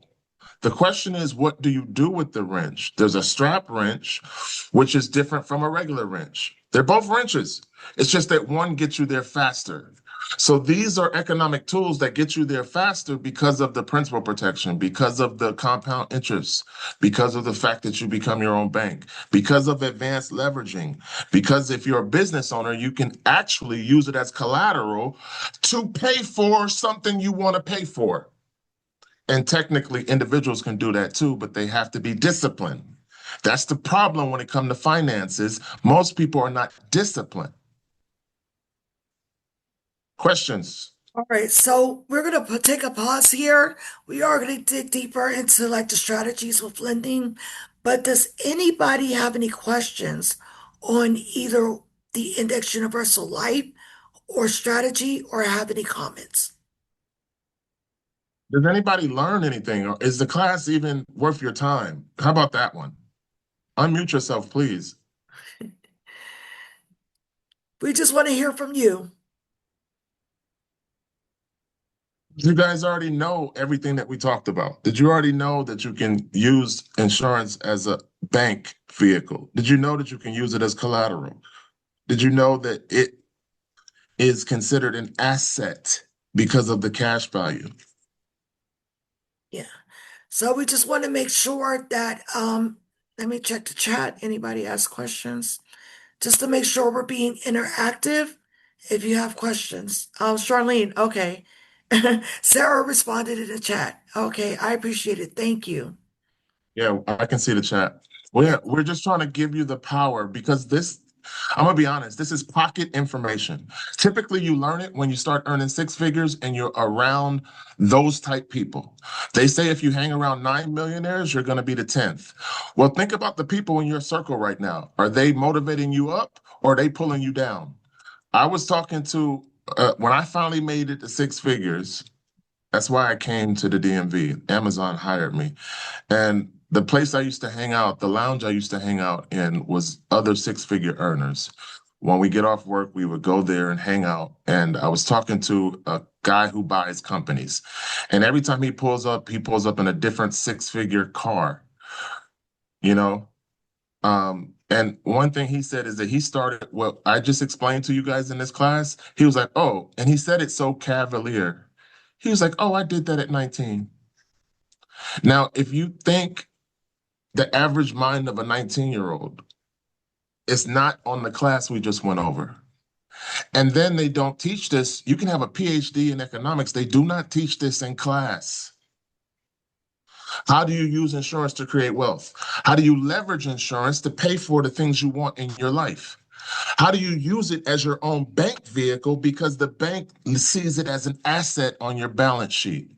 This is what they learn. When I say they, I mean the one percenters, the ultra rich. That's why I say this is pocket information. This is what they learn that we don't. So we decided, since I've paid to be in certain rooms, and when I learn this information, because I'm always studying, I study to show myself approved, and I try to bring the information back to my community. And my community, there's always a lack of knowledge. There's always an arrogance, an ego, and a downright, I'm not interested. And it's unfortunate because there's nothing negative about what we're teaching. The people who have it in place are more powerful than the people who don't. Um, so somebody asked the question, can someone start at $40 or $50 or can it be higher? So what we do is customize it to your budget. When the first step in the free consultation, when I ask, how can I add to what you're already doing? The first step is some required paperwork that falls under anti-money laundering and know your customer. So KYC and AML requires me to record your existing financial status. Once I look at that paperwork, I can make some suggestions based on your budget. Because if you can afford, you said $40 or $50, then we have to come up with a custom strategy to get you where you're trying to go. And it's going to be based on your goals. And I would also add to that, Sarah, premium is determined also based on age and health. So it just depends on the underwriting, because typically speaking with these type of policies, unless you're a child or under the age of like 30 in good health, the cost of insurance may be higher for someone older to start. But like he said, correct, we would do our due diligence, do the proper assessment, and we'll be able to tell you what the cost would be. But just know that we're contracted with these companies as a licensed agent through the state, and there's no cost to you. The company that's so basically, insurance companies do not advertise to the public. They hire agents, and we have to talk to the public. So that's the reason why it's a free consultation.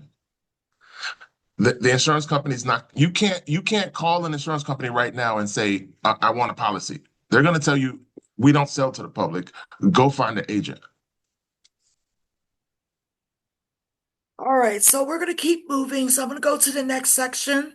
The next section is really just going to go over strategies of real life scenarios with, understanding the concept of using Index Universal Life for the purposes of leveraging and real wealth accumulation. With So, annuities. yes, so we just got done talking about Index Universal Life, but using Index Universal Life with annuities as a combination strategy.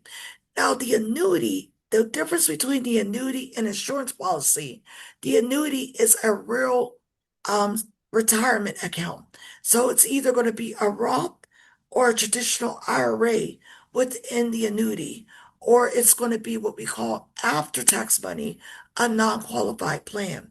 So the annuity still works very similar to an IUL. It grows, some annuities grow in compounded interest, some grow with divided strategies on the market, but it's not on the market. Most of the annuities we work with, they are protected with your principal, meaning you don't take losses and you can roll over from a traditional 401k directly, a 457 plan, TSP, or anything that's tax coded. Yeah, that's a 1035 exchange, and that's the easiest way to fund an annuity. You just roll over wherever your money exists. The insurance company does it for you in the background. You just fill out the 1035 exchange, they move it for you, and that's how you fund your account. Yes. And being in lending, the whole goal of this is it's not just to teach you about, each product and how it works, it's how to use them in strategy. So The now strategy. you're building an asset portfolio without having to invest thousands and millions of dollars to get that same achievable goal of real sustainable wealth over It's time. called stair step. Yes. So now what most advisors won't tell you, and I can tell you because I came from the advisory and banking world, is that when you're putting your money in the bank, I'm just going to make this joke because the last banking job I had, I just got to the point at the end of my tenure where I was just telling people low key, don't put your money here, please. Because I was just telling them just better places where they were putting large amounts of money in a savings account that literally earn 0.05%. So remember, when your money is sitting in the bank, over Simple time, interest. you're losing money. The value of the dollar goes down with the rate of inflation. So if you just want to see your cash sitting and you have 100,000 sitting in the bank and it's not doing anything for you, there's no value. You're losing money. So when I am having a conversation with a person, I do believe in having 3 to 6 months of emergency reserve and having access to it. I 100% believe with that. But there's even further strategy where you can use high yield savings accounts to be able to put those type of funds in where you have access without penalty. So I do agree with that. But anything outside of 6 months worth of your savings and your monthly expenses, you should have your money always working for you. The Now, part that people don't do is have no, their they money don't. working for them. A lot of people are taught to have their 100,000 in the bank and they log on and look at it every day, but you're not keeping up with inflation when you're earning less than 1% in a bank account. Bank account is simple interest. Compound interest is a penny doubled every day. And if you put it in an annuity, you're now getting compound interest on an annual basis. So it's not every day, but it's annually. You get that compound interest. And guess what? Outpaces. The annuity outpaces because of the math. Yes. And I do believe there are multiple ways to invest. I'm still not against the market at all. I'm just saying have a way out, like, what I'm saying, 50-50. If you have It's the some rule of money, 100. if you have some money on the market, then you should have some money in a safe place, but still growing at a compounded rate. Now, Yes. high yield savings, most of them are compounding interest, but the interest is not tax deferred. So just keep that in mind. You will get that 1099-B at the end of the year, and you will have to pay interest on the money you earn upfront. In a high yield, yes, but not with a fixed index annuity because that's tax deferred growth. And let me just teach you guys the rule of 100. So subtract your age from 100, and then the smaller amount you put in the stock market, and the larger amount you put in principal protected accounts. So how it works is the younger you are, the more you have at risk. The older you are, the more you have protected that never loses a dime. So what happens is eventually they hedge each other. One should offset the other one.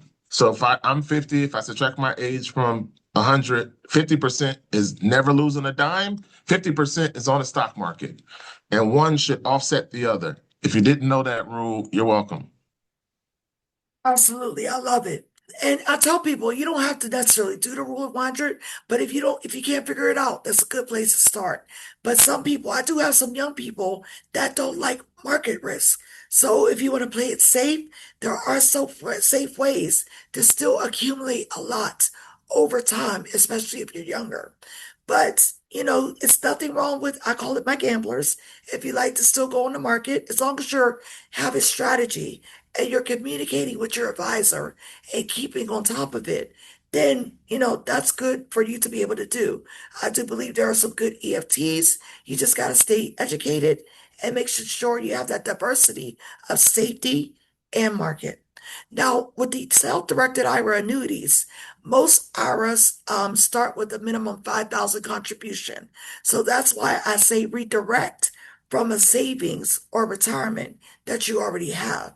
Now, we do have a flexibility, a lot of different companies that we work with. Now, because this is a class, we're not here to tell you you have to work with us, but that's say you have a trusted agent or somebody that you're working with that knows what they're doing.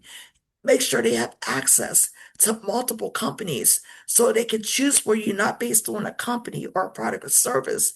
They can pick based on what's going to be worth for your strategy.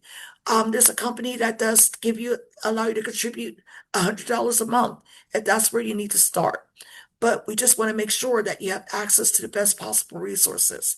Now, one of the companies that we do have right now are offering bonus interest on all first year contributions between 14 and 21%.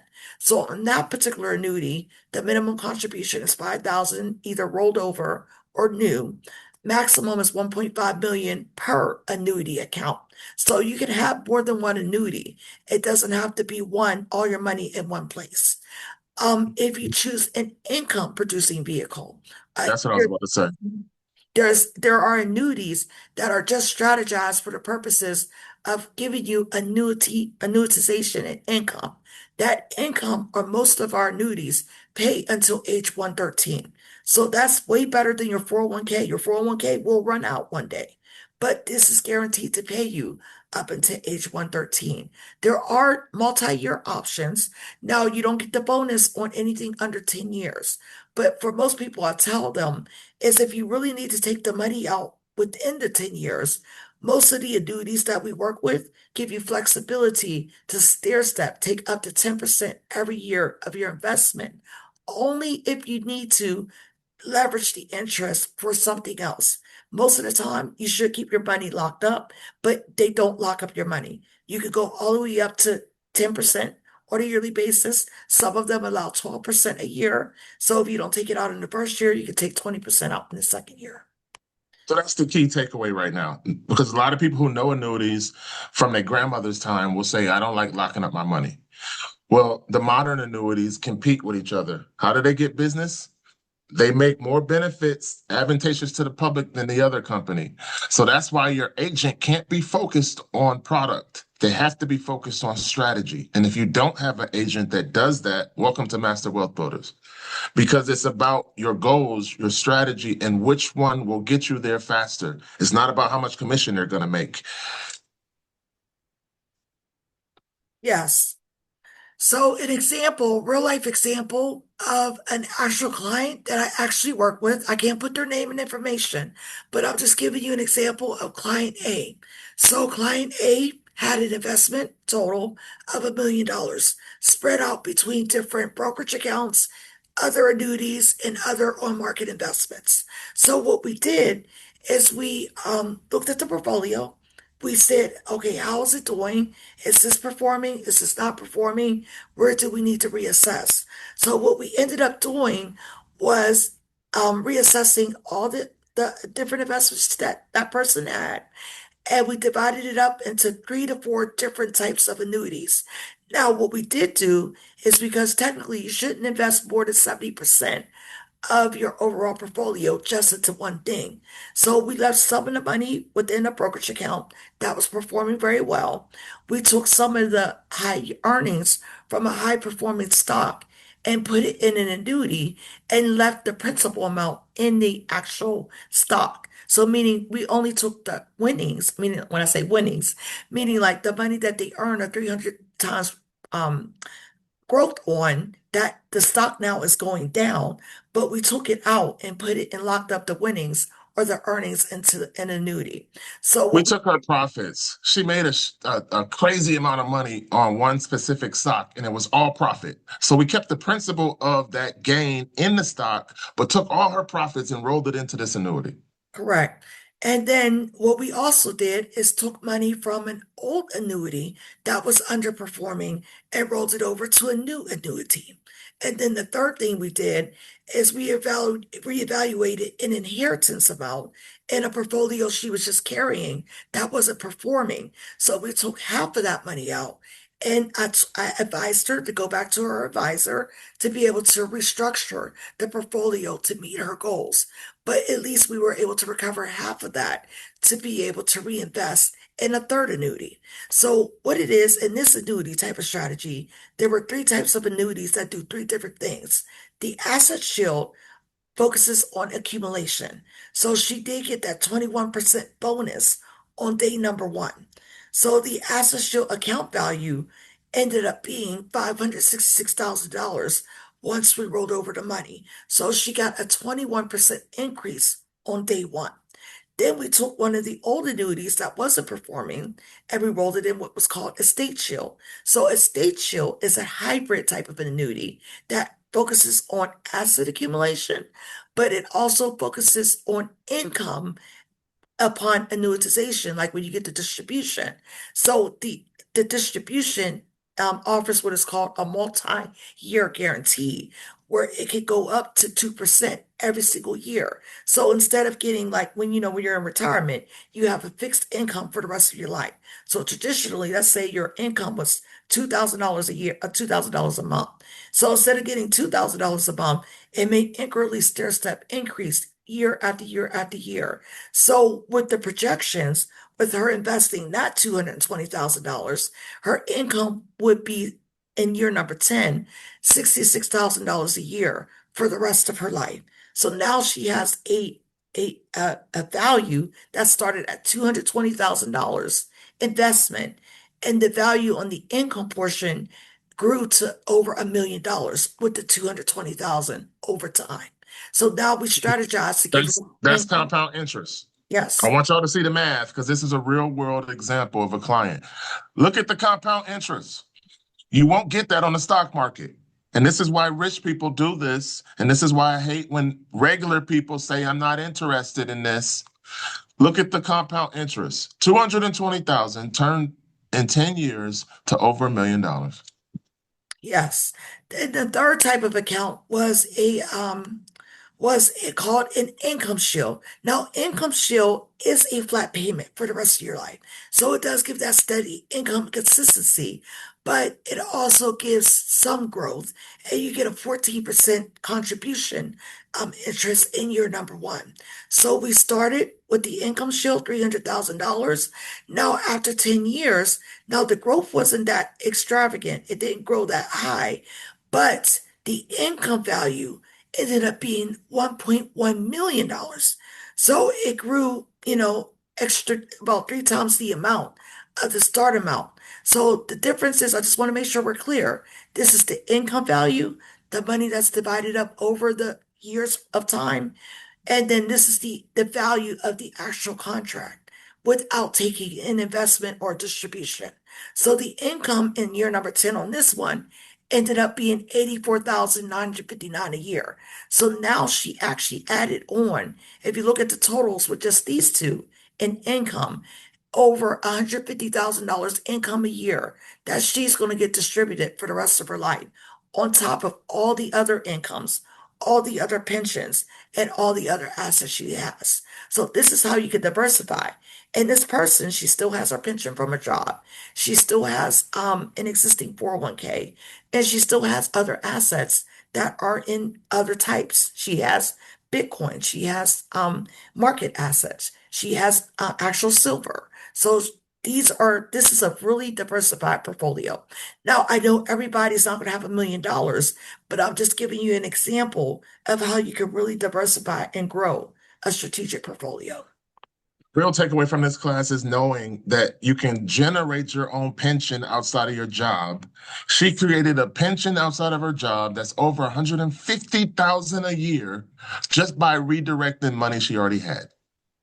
And once she redirected that money, she no longer has market volatility. She no longer loses a dime of that money. It only grows in compound interest. And people say, I'm not interested.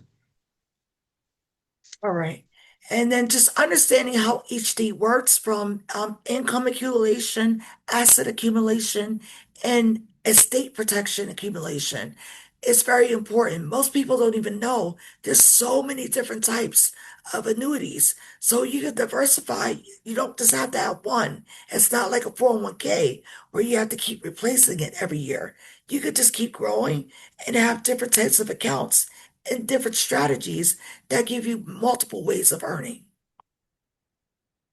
Then the biggest takeaway for business owners, we always tell any business that's cash heavy, instead of parking your money in the less than 1% bank account that's giving you simple interest, take 30% of your net. I'm passionate about this. And put it into what I just showed you with the math. And business owners always say no. Okay, you're scared. You never heard of a fixed index annuity. You don't know that it's an asset. You don't understand becoming your own bank. That's why I said only 30% of your net. 70% keep it in Bank of America. But 30% make the cash work harder for you than you had to work to get the cash. Real estate people, you just closed on a house. You got estate taxes to pay, capital gain taxes to pay. But guess what happens if you move it from one investment to another investment? You prolong those capital gain taxes. And then guess what happens if the money is compounding in what I just showed you? The math is the math, people. The math is the math. Yes. So, this is just the same way we just did with insurance. These are the leveraging options that you have with annuities. So these are so many things people don't think about, but definitely in real estate world, and with me being also a real estate investor, educating and being a lender, that, you can leverage and offset the interest in your upcoming properties by having an annuity. Now, we're already taught if there are real estate investors listening, now you guys know you can't purchase property in a self-directed IRA. So that's definitely a strategy that I do talk in the next, type of strategy as well. But have these annuities growing too, because they can be used to offset some of the investment costs from year to year. And then for federal workers or people facing loss of employment, you can creatively increase your retirement that you already had and use it to work for you in between job transition. So, most people take a loan from their 401k, but if you're already gone from the job and they're no longer contributing that bonus interest or matching you, it's better just to roll it over. And if you roll over the money out of the account, certain companies allow you to take a check back. So you can take a percentage of it back instead of withdrawing it or taking a loan against it. And then if you do it that way, and you're getting a bonus interest on rolling the money into an annuity, then you just made 12%, 15%, or 20% back into the contract on day one. So you're using money that you never really lost. You're using new money to be able to fund and pay your bills. So it's just a different Yes. concept. I was gonna say that's a real world example. We do job fairs all the time because we're trying to entice the public to participate in these programs. Guy lost his job, rolled over his money from his previous job because they don't contribute once you're supposed to move your money within 90 days of being fired or no longer working there. So he moved his money, and then when he moved it, he was like, "Give me 10 grand back." They cut him a check. But same concept, talked to someone else at a different job fair, and they was like, "I already cashed mine out." Paid taxes, paid a penalty because they're under 59 and a half. So it's math. If you're going to cash out anyway because you have bills to pay, mathematically it's smarter to do what the other guy did. Well, he rolled it over, got the bonus, took 10,000 back when he opened the account. And technically he didn't touch his principal because he got a 21% bonus when he opened the account. Yes. Skip the penalty, skip the tax. Now, with the tax, there's a certain portion of it. Basically, it just contributes to your annual income for that year. Yeah, so I will say in disclosure, as a tax professional, everybody's scenario is going to be different. So I don't want to say there may not be a tax implication. But in regards to like when you withdraw from a 401k, there's sometimes there could be fees or penalties associated that you have to pay up front. As far as the IRS is concerned, it just depends on what age you are. Because if you're under the age of 59 and a half, there still could be a tax and there, depending on how much income you made outside of that rollover or the withdrawal in that year. All right, but this is the People, concept most that, people didn't know they could do it. yep, so, but it's just a better strategy. It's just opening your eyes to different things you could do. This is just a tool. There's many tools to do different things, but from a tax advantage side and from a growth side, we're just giving you an example. Me, I've been in this industry, in this part of the industry for 15 years. So I've really done my due diligence for researching all companies, see what they do, don't do, what companies are more reputable, which are not. How do they engineer these vehicles? How do they determine certain things and understanding underwriting? So when I'm talking to people, I'm coming from a place of understanding the engineering and how something works and how you can apply it and use it to your life. So And I would that's say that's the purpose of a licensed agent. If you guys didn't know that, the purpose is to shorten your learning curve. Yep. So, on this segment on annuities and how you can use them in combination with IUL strategy and retirement planning, does anybody have any questions or insights at this time? I know that was a lot of information, but that's why we recorded this so that you can basically rewatch it. Or refer to somebody else that can really use this help.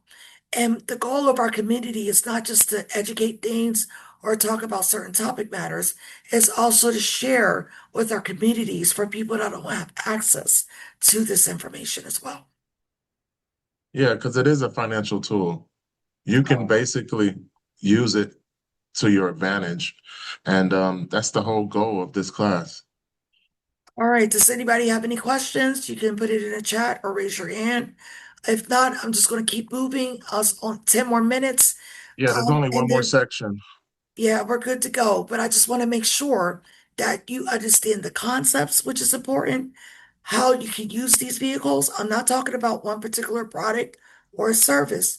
I'm just saying how you can use these things for lending advantages, business Yes, lending advantages, growth yes, advantages.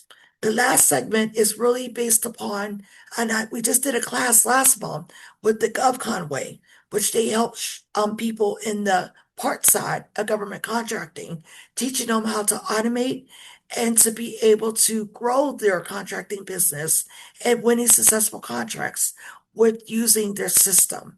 But the one thing that I explain to contractors, whether you're a government contractor, an entrepreneur, a real estate professional, doing things like what I do, is understanding how to, it's harder when you're not working and getting a 9 to 5 job to be able to approve for financing and funding. But I'm giving you the tools as an independent contractor of 20 years of understanding how to build your portfolio so you can leverage. So a lot of times contractors have the problem of being able to fill cash flow gaps. So whether you're a real estate professional, contractor, or independent entrepreneur, you might need money in a short time that you can make back later. But how do you get that type of funding? You know, so all these things that we're telling you are ways to do it. Now, one of the things I teach on, and I do a whole separate class on LLC and structuring. But if you are an independent contractor, you should be set up in some type of structure as a business. Now, there are multiple structures. I don't recommend being a solo entrepreneur or being just operating out of your social, but you should be an LLC, an S corp, C corp, so on and so forth. You would be recommended by your CPA or tax accountant to be able to advise what's the best structure for you. But if you're in a tax structure, and what this last segment is focusing on is how to do it as a business. So all these Yes, concepts we just told you to do for yourself, you can do it as an LLC as well. So you yes. can have the savings as an LLC. You can have an annuity as an LLC. So it's the same process, but better because now you can say, in my EIN, I have a savings portfolio. And I have something to back me up when I go to the bank and say, hey, business banking relationship, I need a short-term loan or a bridge loan or a line of credit to be able to offset my upcoming expenses so I can scale and grow my business for the incoming revenue. And it's as simple as that. Just like we showed you with the real world example, she had all of that money in annuities. But if that was a business owner that had that same money, it's now an asset on your balance sheet. So you can go to the bank and say, I have this as collateral. Can I get a line of credit? They know what it is. They know it doesn't lose money. They know it's protected from loss. Even if you don't know what it is, they know what it is. And they say, sure, you can have a line of credit. We know what that is. Your money is guaranteed. Yes, and that's in reference to the part of what we just talked about, the annuities. Now, self-directing doesn't have to be one thing or the other in business. There are other ways, and I have done them all. So you can redirect and set up a solo 401k. You can do a SEP IRA, which a lot of business owners that can't afford maybe the payroll of being able to offer a robust retirement plan for the employees, they opt to go the route of a SEP IRA. But as an individual business owner, you do have the option of doing that. Now, the benefits of a SEP IRA versus an annuity, if you are like, remember I said in property, some property owners want to buy the property in an IRA. So you need a certain type of IRA to do that. So we are partnered with companies that can help you set these up as well. So I still believe in diversity. I don't believe in anything wrong with a solo 401k, SEP IRA, but just keep in mind, all those are still on the market. So you still want to have the diversity and the annuity option as well. So just like I mentioned, the point is if you have a contract that say, you need a certain amount of money, if you do allocate at least, let's say the government gave you a $800 stipend on your first draw, take about 10 or 20% out of that stipend and just start an annuity contract under the name of the business and grow it. So if you had well, I gave the example here, $500,000. If you have a $500,000 contract, you can invest $50 to $100,000 while you're working the contract to offset the cost of the interest. So all these things and then compounding over years. So if you plan on staying in business beyond this year, then that $500,000 can turn into $1 million asset. So that's the reason why you want to still offset even in business. So all we're doing in this example is giving you how you can do it in the multiple ways you can use it in business. So I was going to say, real world example, we're talking to a client right now. He has a government contract. He's in STEM. And we're trying to convince him that he hates the cost of money. He came to us to finance a business because he needs a bridge loan before the government gives him his STEM money. The STEM money is guaranteed, and so is outside investors who wants to jump onto the type of STEM program he has. But he wants temporary money until that guaranteed money comes. So he hates the cost of borrowing money. He's like, I don't like these three options you gave me. The money's too expensive. And we're like, okay, listen, take a portion of your money from the loan, put it into what we just showed you on the screen. And guess what? The amount that you earn in compound interest will outpace the cost of the loan. And he's like, I've never heard of that. I'm like, well, just look at the math. Who cares what you heard of? If you're a savvy business owner, take a portion of the loan money and make it work harder for you than you had to work in order to get it. It's what rich people do. It's what the ultra rich do. They make money work for them. They strategize, and that's what Robert Kiyosaki talks about when he says a bad debt versus a good debt. Because if I'm borrowing money to make money and I'm outpacing the cost of money, that's a good debt. Absolutely. So, just going forward, the main thing of we're teaching concepts like these, net zero lending is something I've been talking about for many years. But people, sometimes they don't, understand that you can save and borrow money at the same time and still be able to pay what you need to pay. So, if you have an interest rate, let's say your loan rate on your line of credit was 5%, but if your compounding interest is between 6 and 8%, it doesn't really matter because you still have what is called a net positive cash flow position while you're leveraging the capital. So you're really making back the money. Of the example that TK just gave was a perfect example of not worrying about the cost of lending. We all know if you pay a loan over time and keep it, that you're going to end up paying more than what you borrow. So the goal is if you have an investment that's giving you the same amount of interest back, and you're using that interest to pay down the loan amount, then you're not going to end up paying that additional interest, and you're going to zero out the actual cost of the loan over time. Math. I don't know why people run from this. If you're a savvy business owner and you analyze the numbers, it's savvy investing. It's what the ultra rich do every day. It's called other people's money. They never pay in cash. They always pay in leveraging. I wish regular people would start doing it. And the other part, the big part as being a loan officer and an underwriter is making sure people understand about bankability and credibility. A lot of people think I just start a business, I could go to the bank and ask for a loan. But bankability and credibility is so many different things. We just had a credit guy open up this whole class and talk about the importance of credit. And while credit can help you have access to more capital, but credit is not the only factor. It's not just about a credit score. It's about all the things in between. So first of all, relationship. I was a relationship banker, so I knew all my business owners by first name. They have something going on. They can have a conversation with us, and we can go back and vouch for them and go to the bank and go to our underwriting department and say, this is what we're trying to do for our client.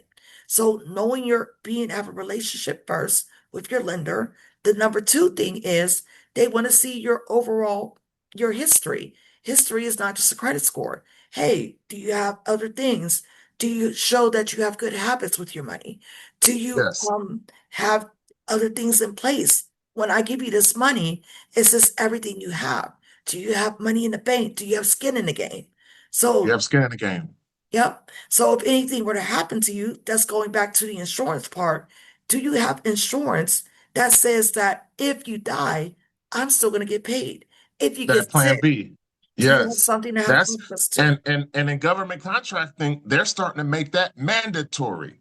If you get awarded $1 million contract, you better have Well, key man coverage. at the Key man. minimum, you have to have at least business insurance. Every government contract does require you to have business insurance. I could definitely say that. Now, business insurance is different from life insurance. But if you get life insurance as you as the body and the owner of the contract or the owner of the business, you layer protect yourself. So if anything happens, because business insurance usually doesn't cover you as the person or the individual. So that's why it's very important to understand how each insurance work. We do have, agents on our team that provide business insurance to our clients, but you Because want to have, PNC, yes, you want to have key man coverage. Key man coverage covers your body. yeah.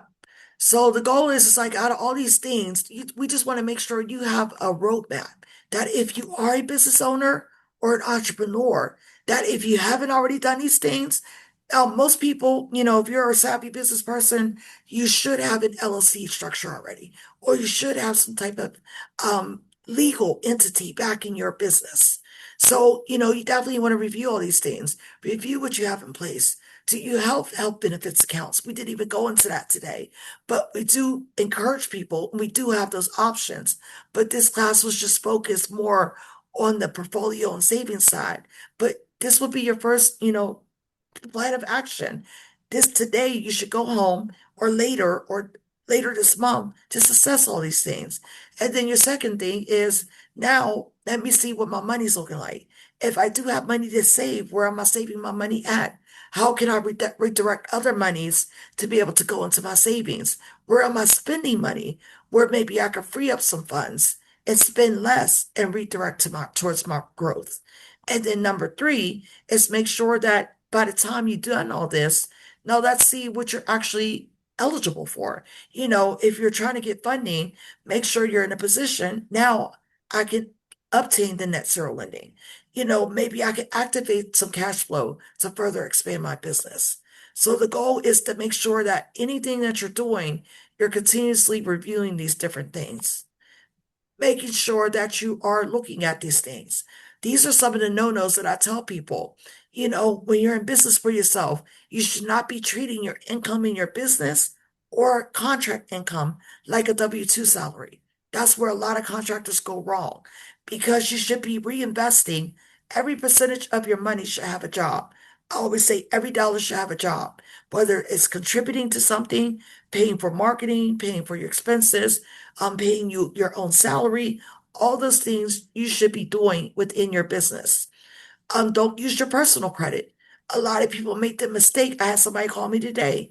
Hey, they're trying to get an investment property, but they're using their personal credit to be able to qualify for the loan. Now, I will see a lot of, debt service ratio and investor loans do require some type of basis for your credit, being at a certain score. But if you put the property in an LLC, you can do it against your LLC versus your individual social security number. And then the other thing is making sure you're not paying full taxes. You're strategizing for your retirement planning within your business. You have something where you're paying towards yourself. So make sure you are not forfeiting those deductions with having the LLC structure.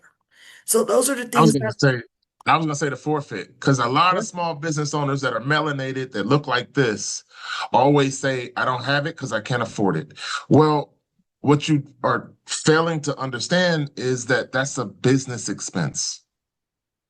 So if you have the proper track structure, then it's a write-off. It could be yep, a tax credit.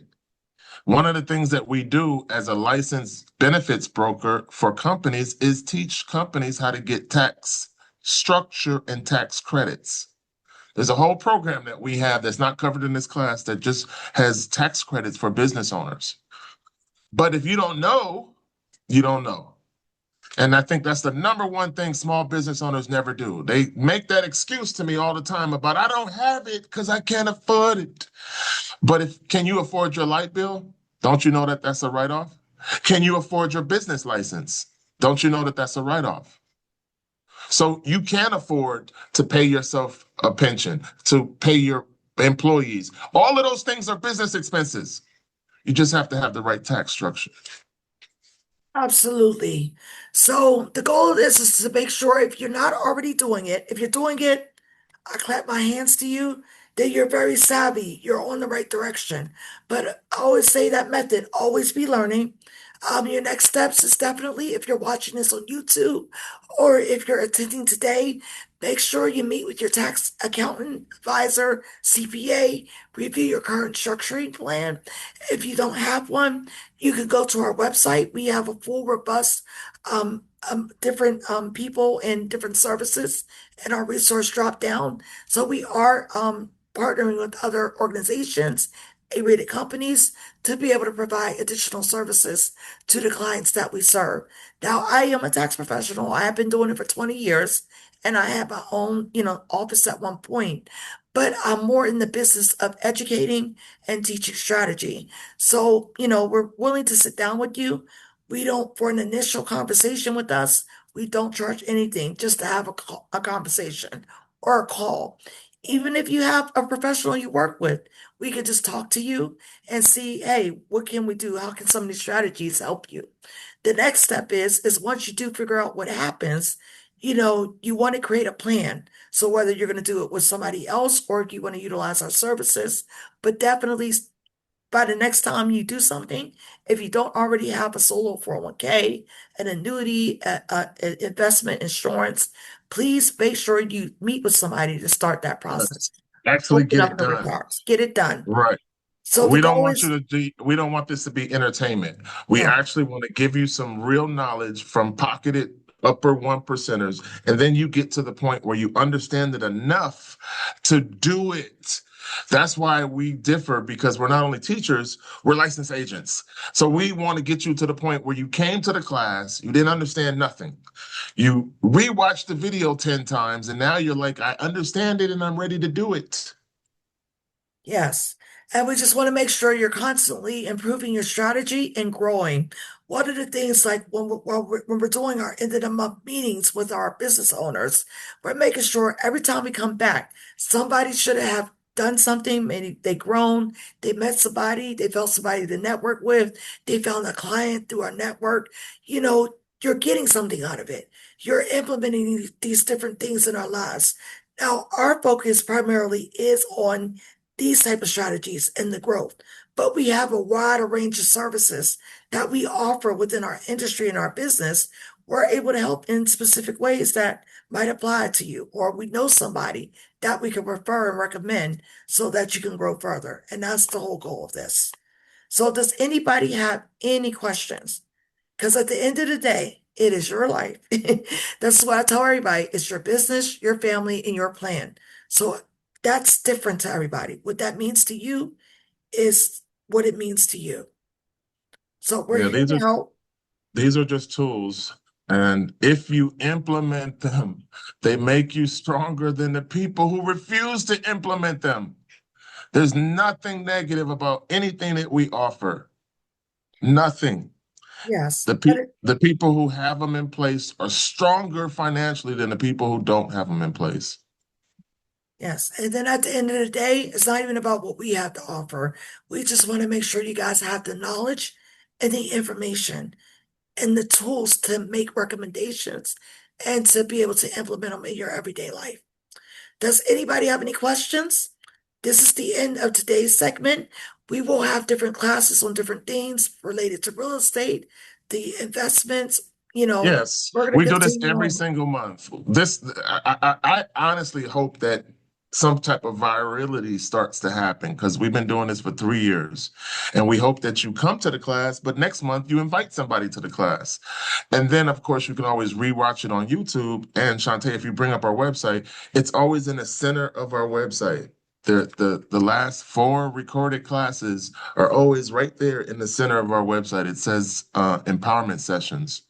So it makes it easier for you to have a point of reference if you just see it on the homepage of our site, right? But the knowledge is to get you through a learning curve, and I hope it gets you to the financial literacy point where you start doing what the ultra rich do every single day. If you learn how to leverage, if you learn how to be your own bank, and if you learn how to collateralize assets, which is what the class was about, you will be more powerful than the people who refuse to learn those three things. So does anybody have any questions at this time? This is all your insights on anything we talked about, anything you want to add. If you want to introduce yourself at this time, this will be the time to do it. If you have a business that we can all refer to or benefit from, and then I would say on the screen right here, for those of you that do want to have a conversation with us, if you scan the barcode, TK, you can also put it in the chat. You can schedule right now on our calendar to have a one-on-one meeting so we can talk to you directly about what's going on with you personally and how we can move forward. And then if Well, you that's have a something to offer to our community, we actually ask for you to participate so we can work with you to help others as well. You have to paste it, Shantae. I can't paste to everyone. Oh, okay. All right. So I'll make sure I include it in the chat.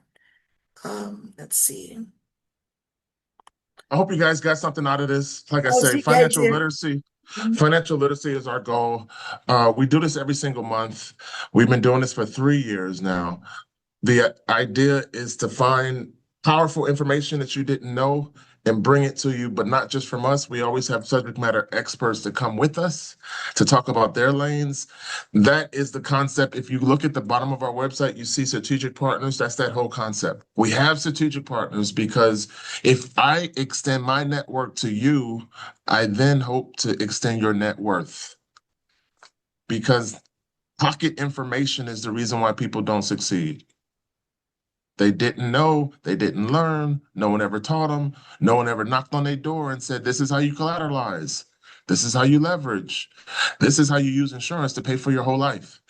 No one ever knocked on your door with that information. So we started coming to the public in webinars and job fairs and pop-up events.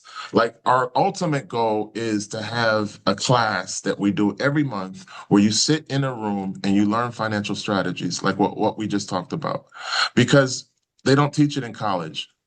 College teaches you how to be a follower and how to be a employee. They don't teach you how to fund your own business. They don't teach you advanced tax strategies. They don't teach you how to leverage, collateralize. The newest thing in finance that we didn't even cover tonight is called tokenization. That's what's next. Yep, absolutely. So I just will continue to encourage everybody. If anybody doesn't have a question, make sure you do schedule to talk to one of us. We put the email address in the chat.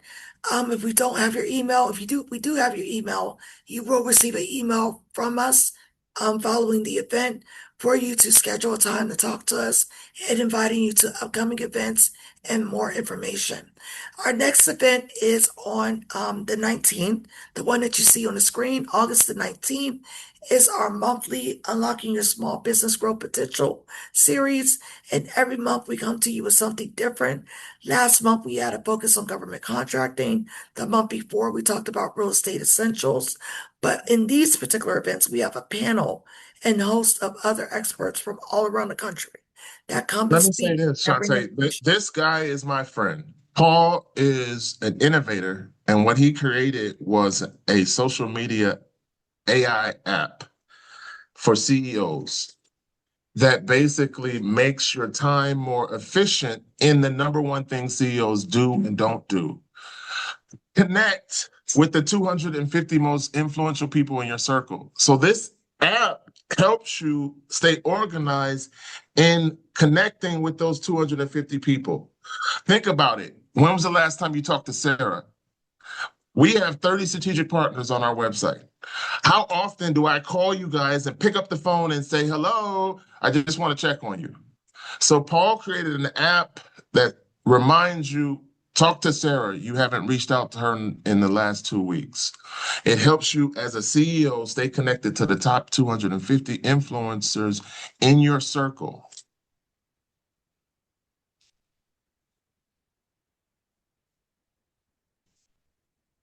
All right, so yes, Paul is one of our key speakers. We'll have many other tech professionals that will be on there. But when we have these type of discussions, we're bringing you what's new, like we said in the beginning, things you might not have ever heard of before, and things that you can take away and implement in your daily lives. So before we leave off, does anybody have any questions? And does everybody have our website information as well? All right, so we still got Sarah, Micro Roller. Okay, so we just want to make sure that you got what you needed from this. We look forward to seeing you again and come to our next upcoming events. Thank you for attending. Everybody have a wonderful rest of your day. And if you're on YouTube, make sure you go to www.masterwealthbuildersllc.com and reach out to us at admin, ADMIN, at masterwealthbuildersllc.com.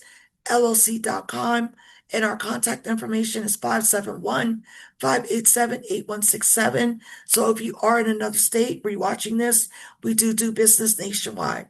Thank you very much and have a wonderful rest of your day.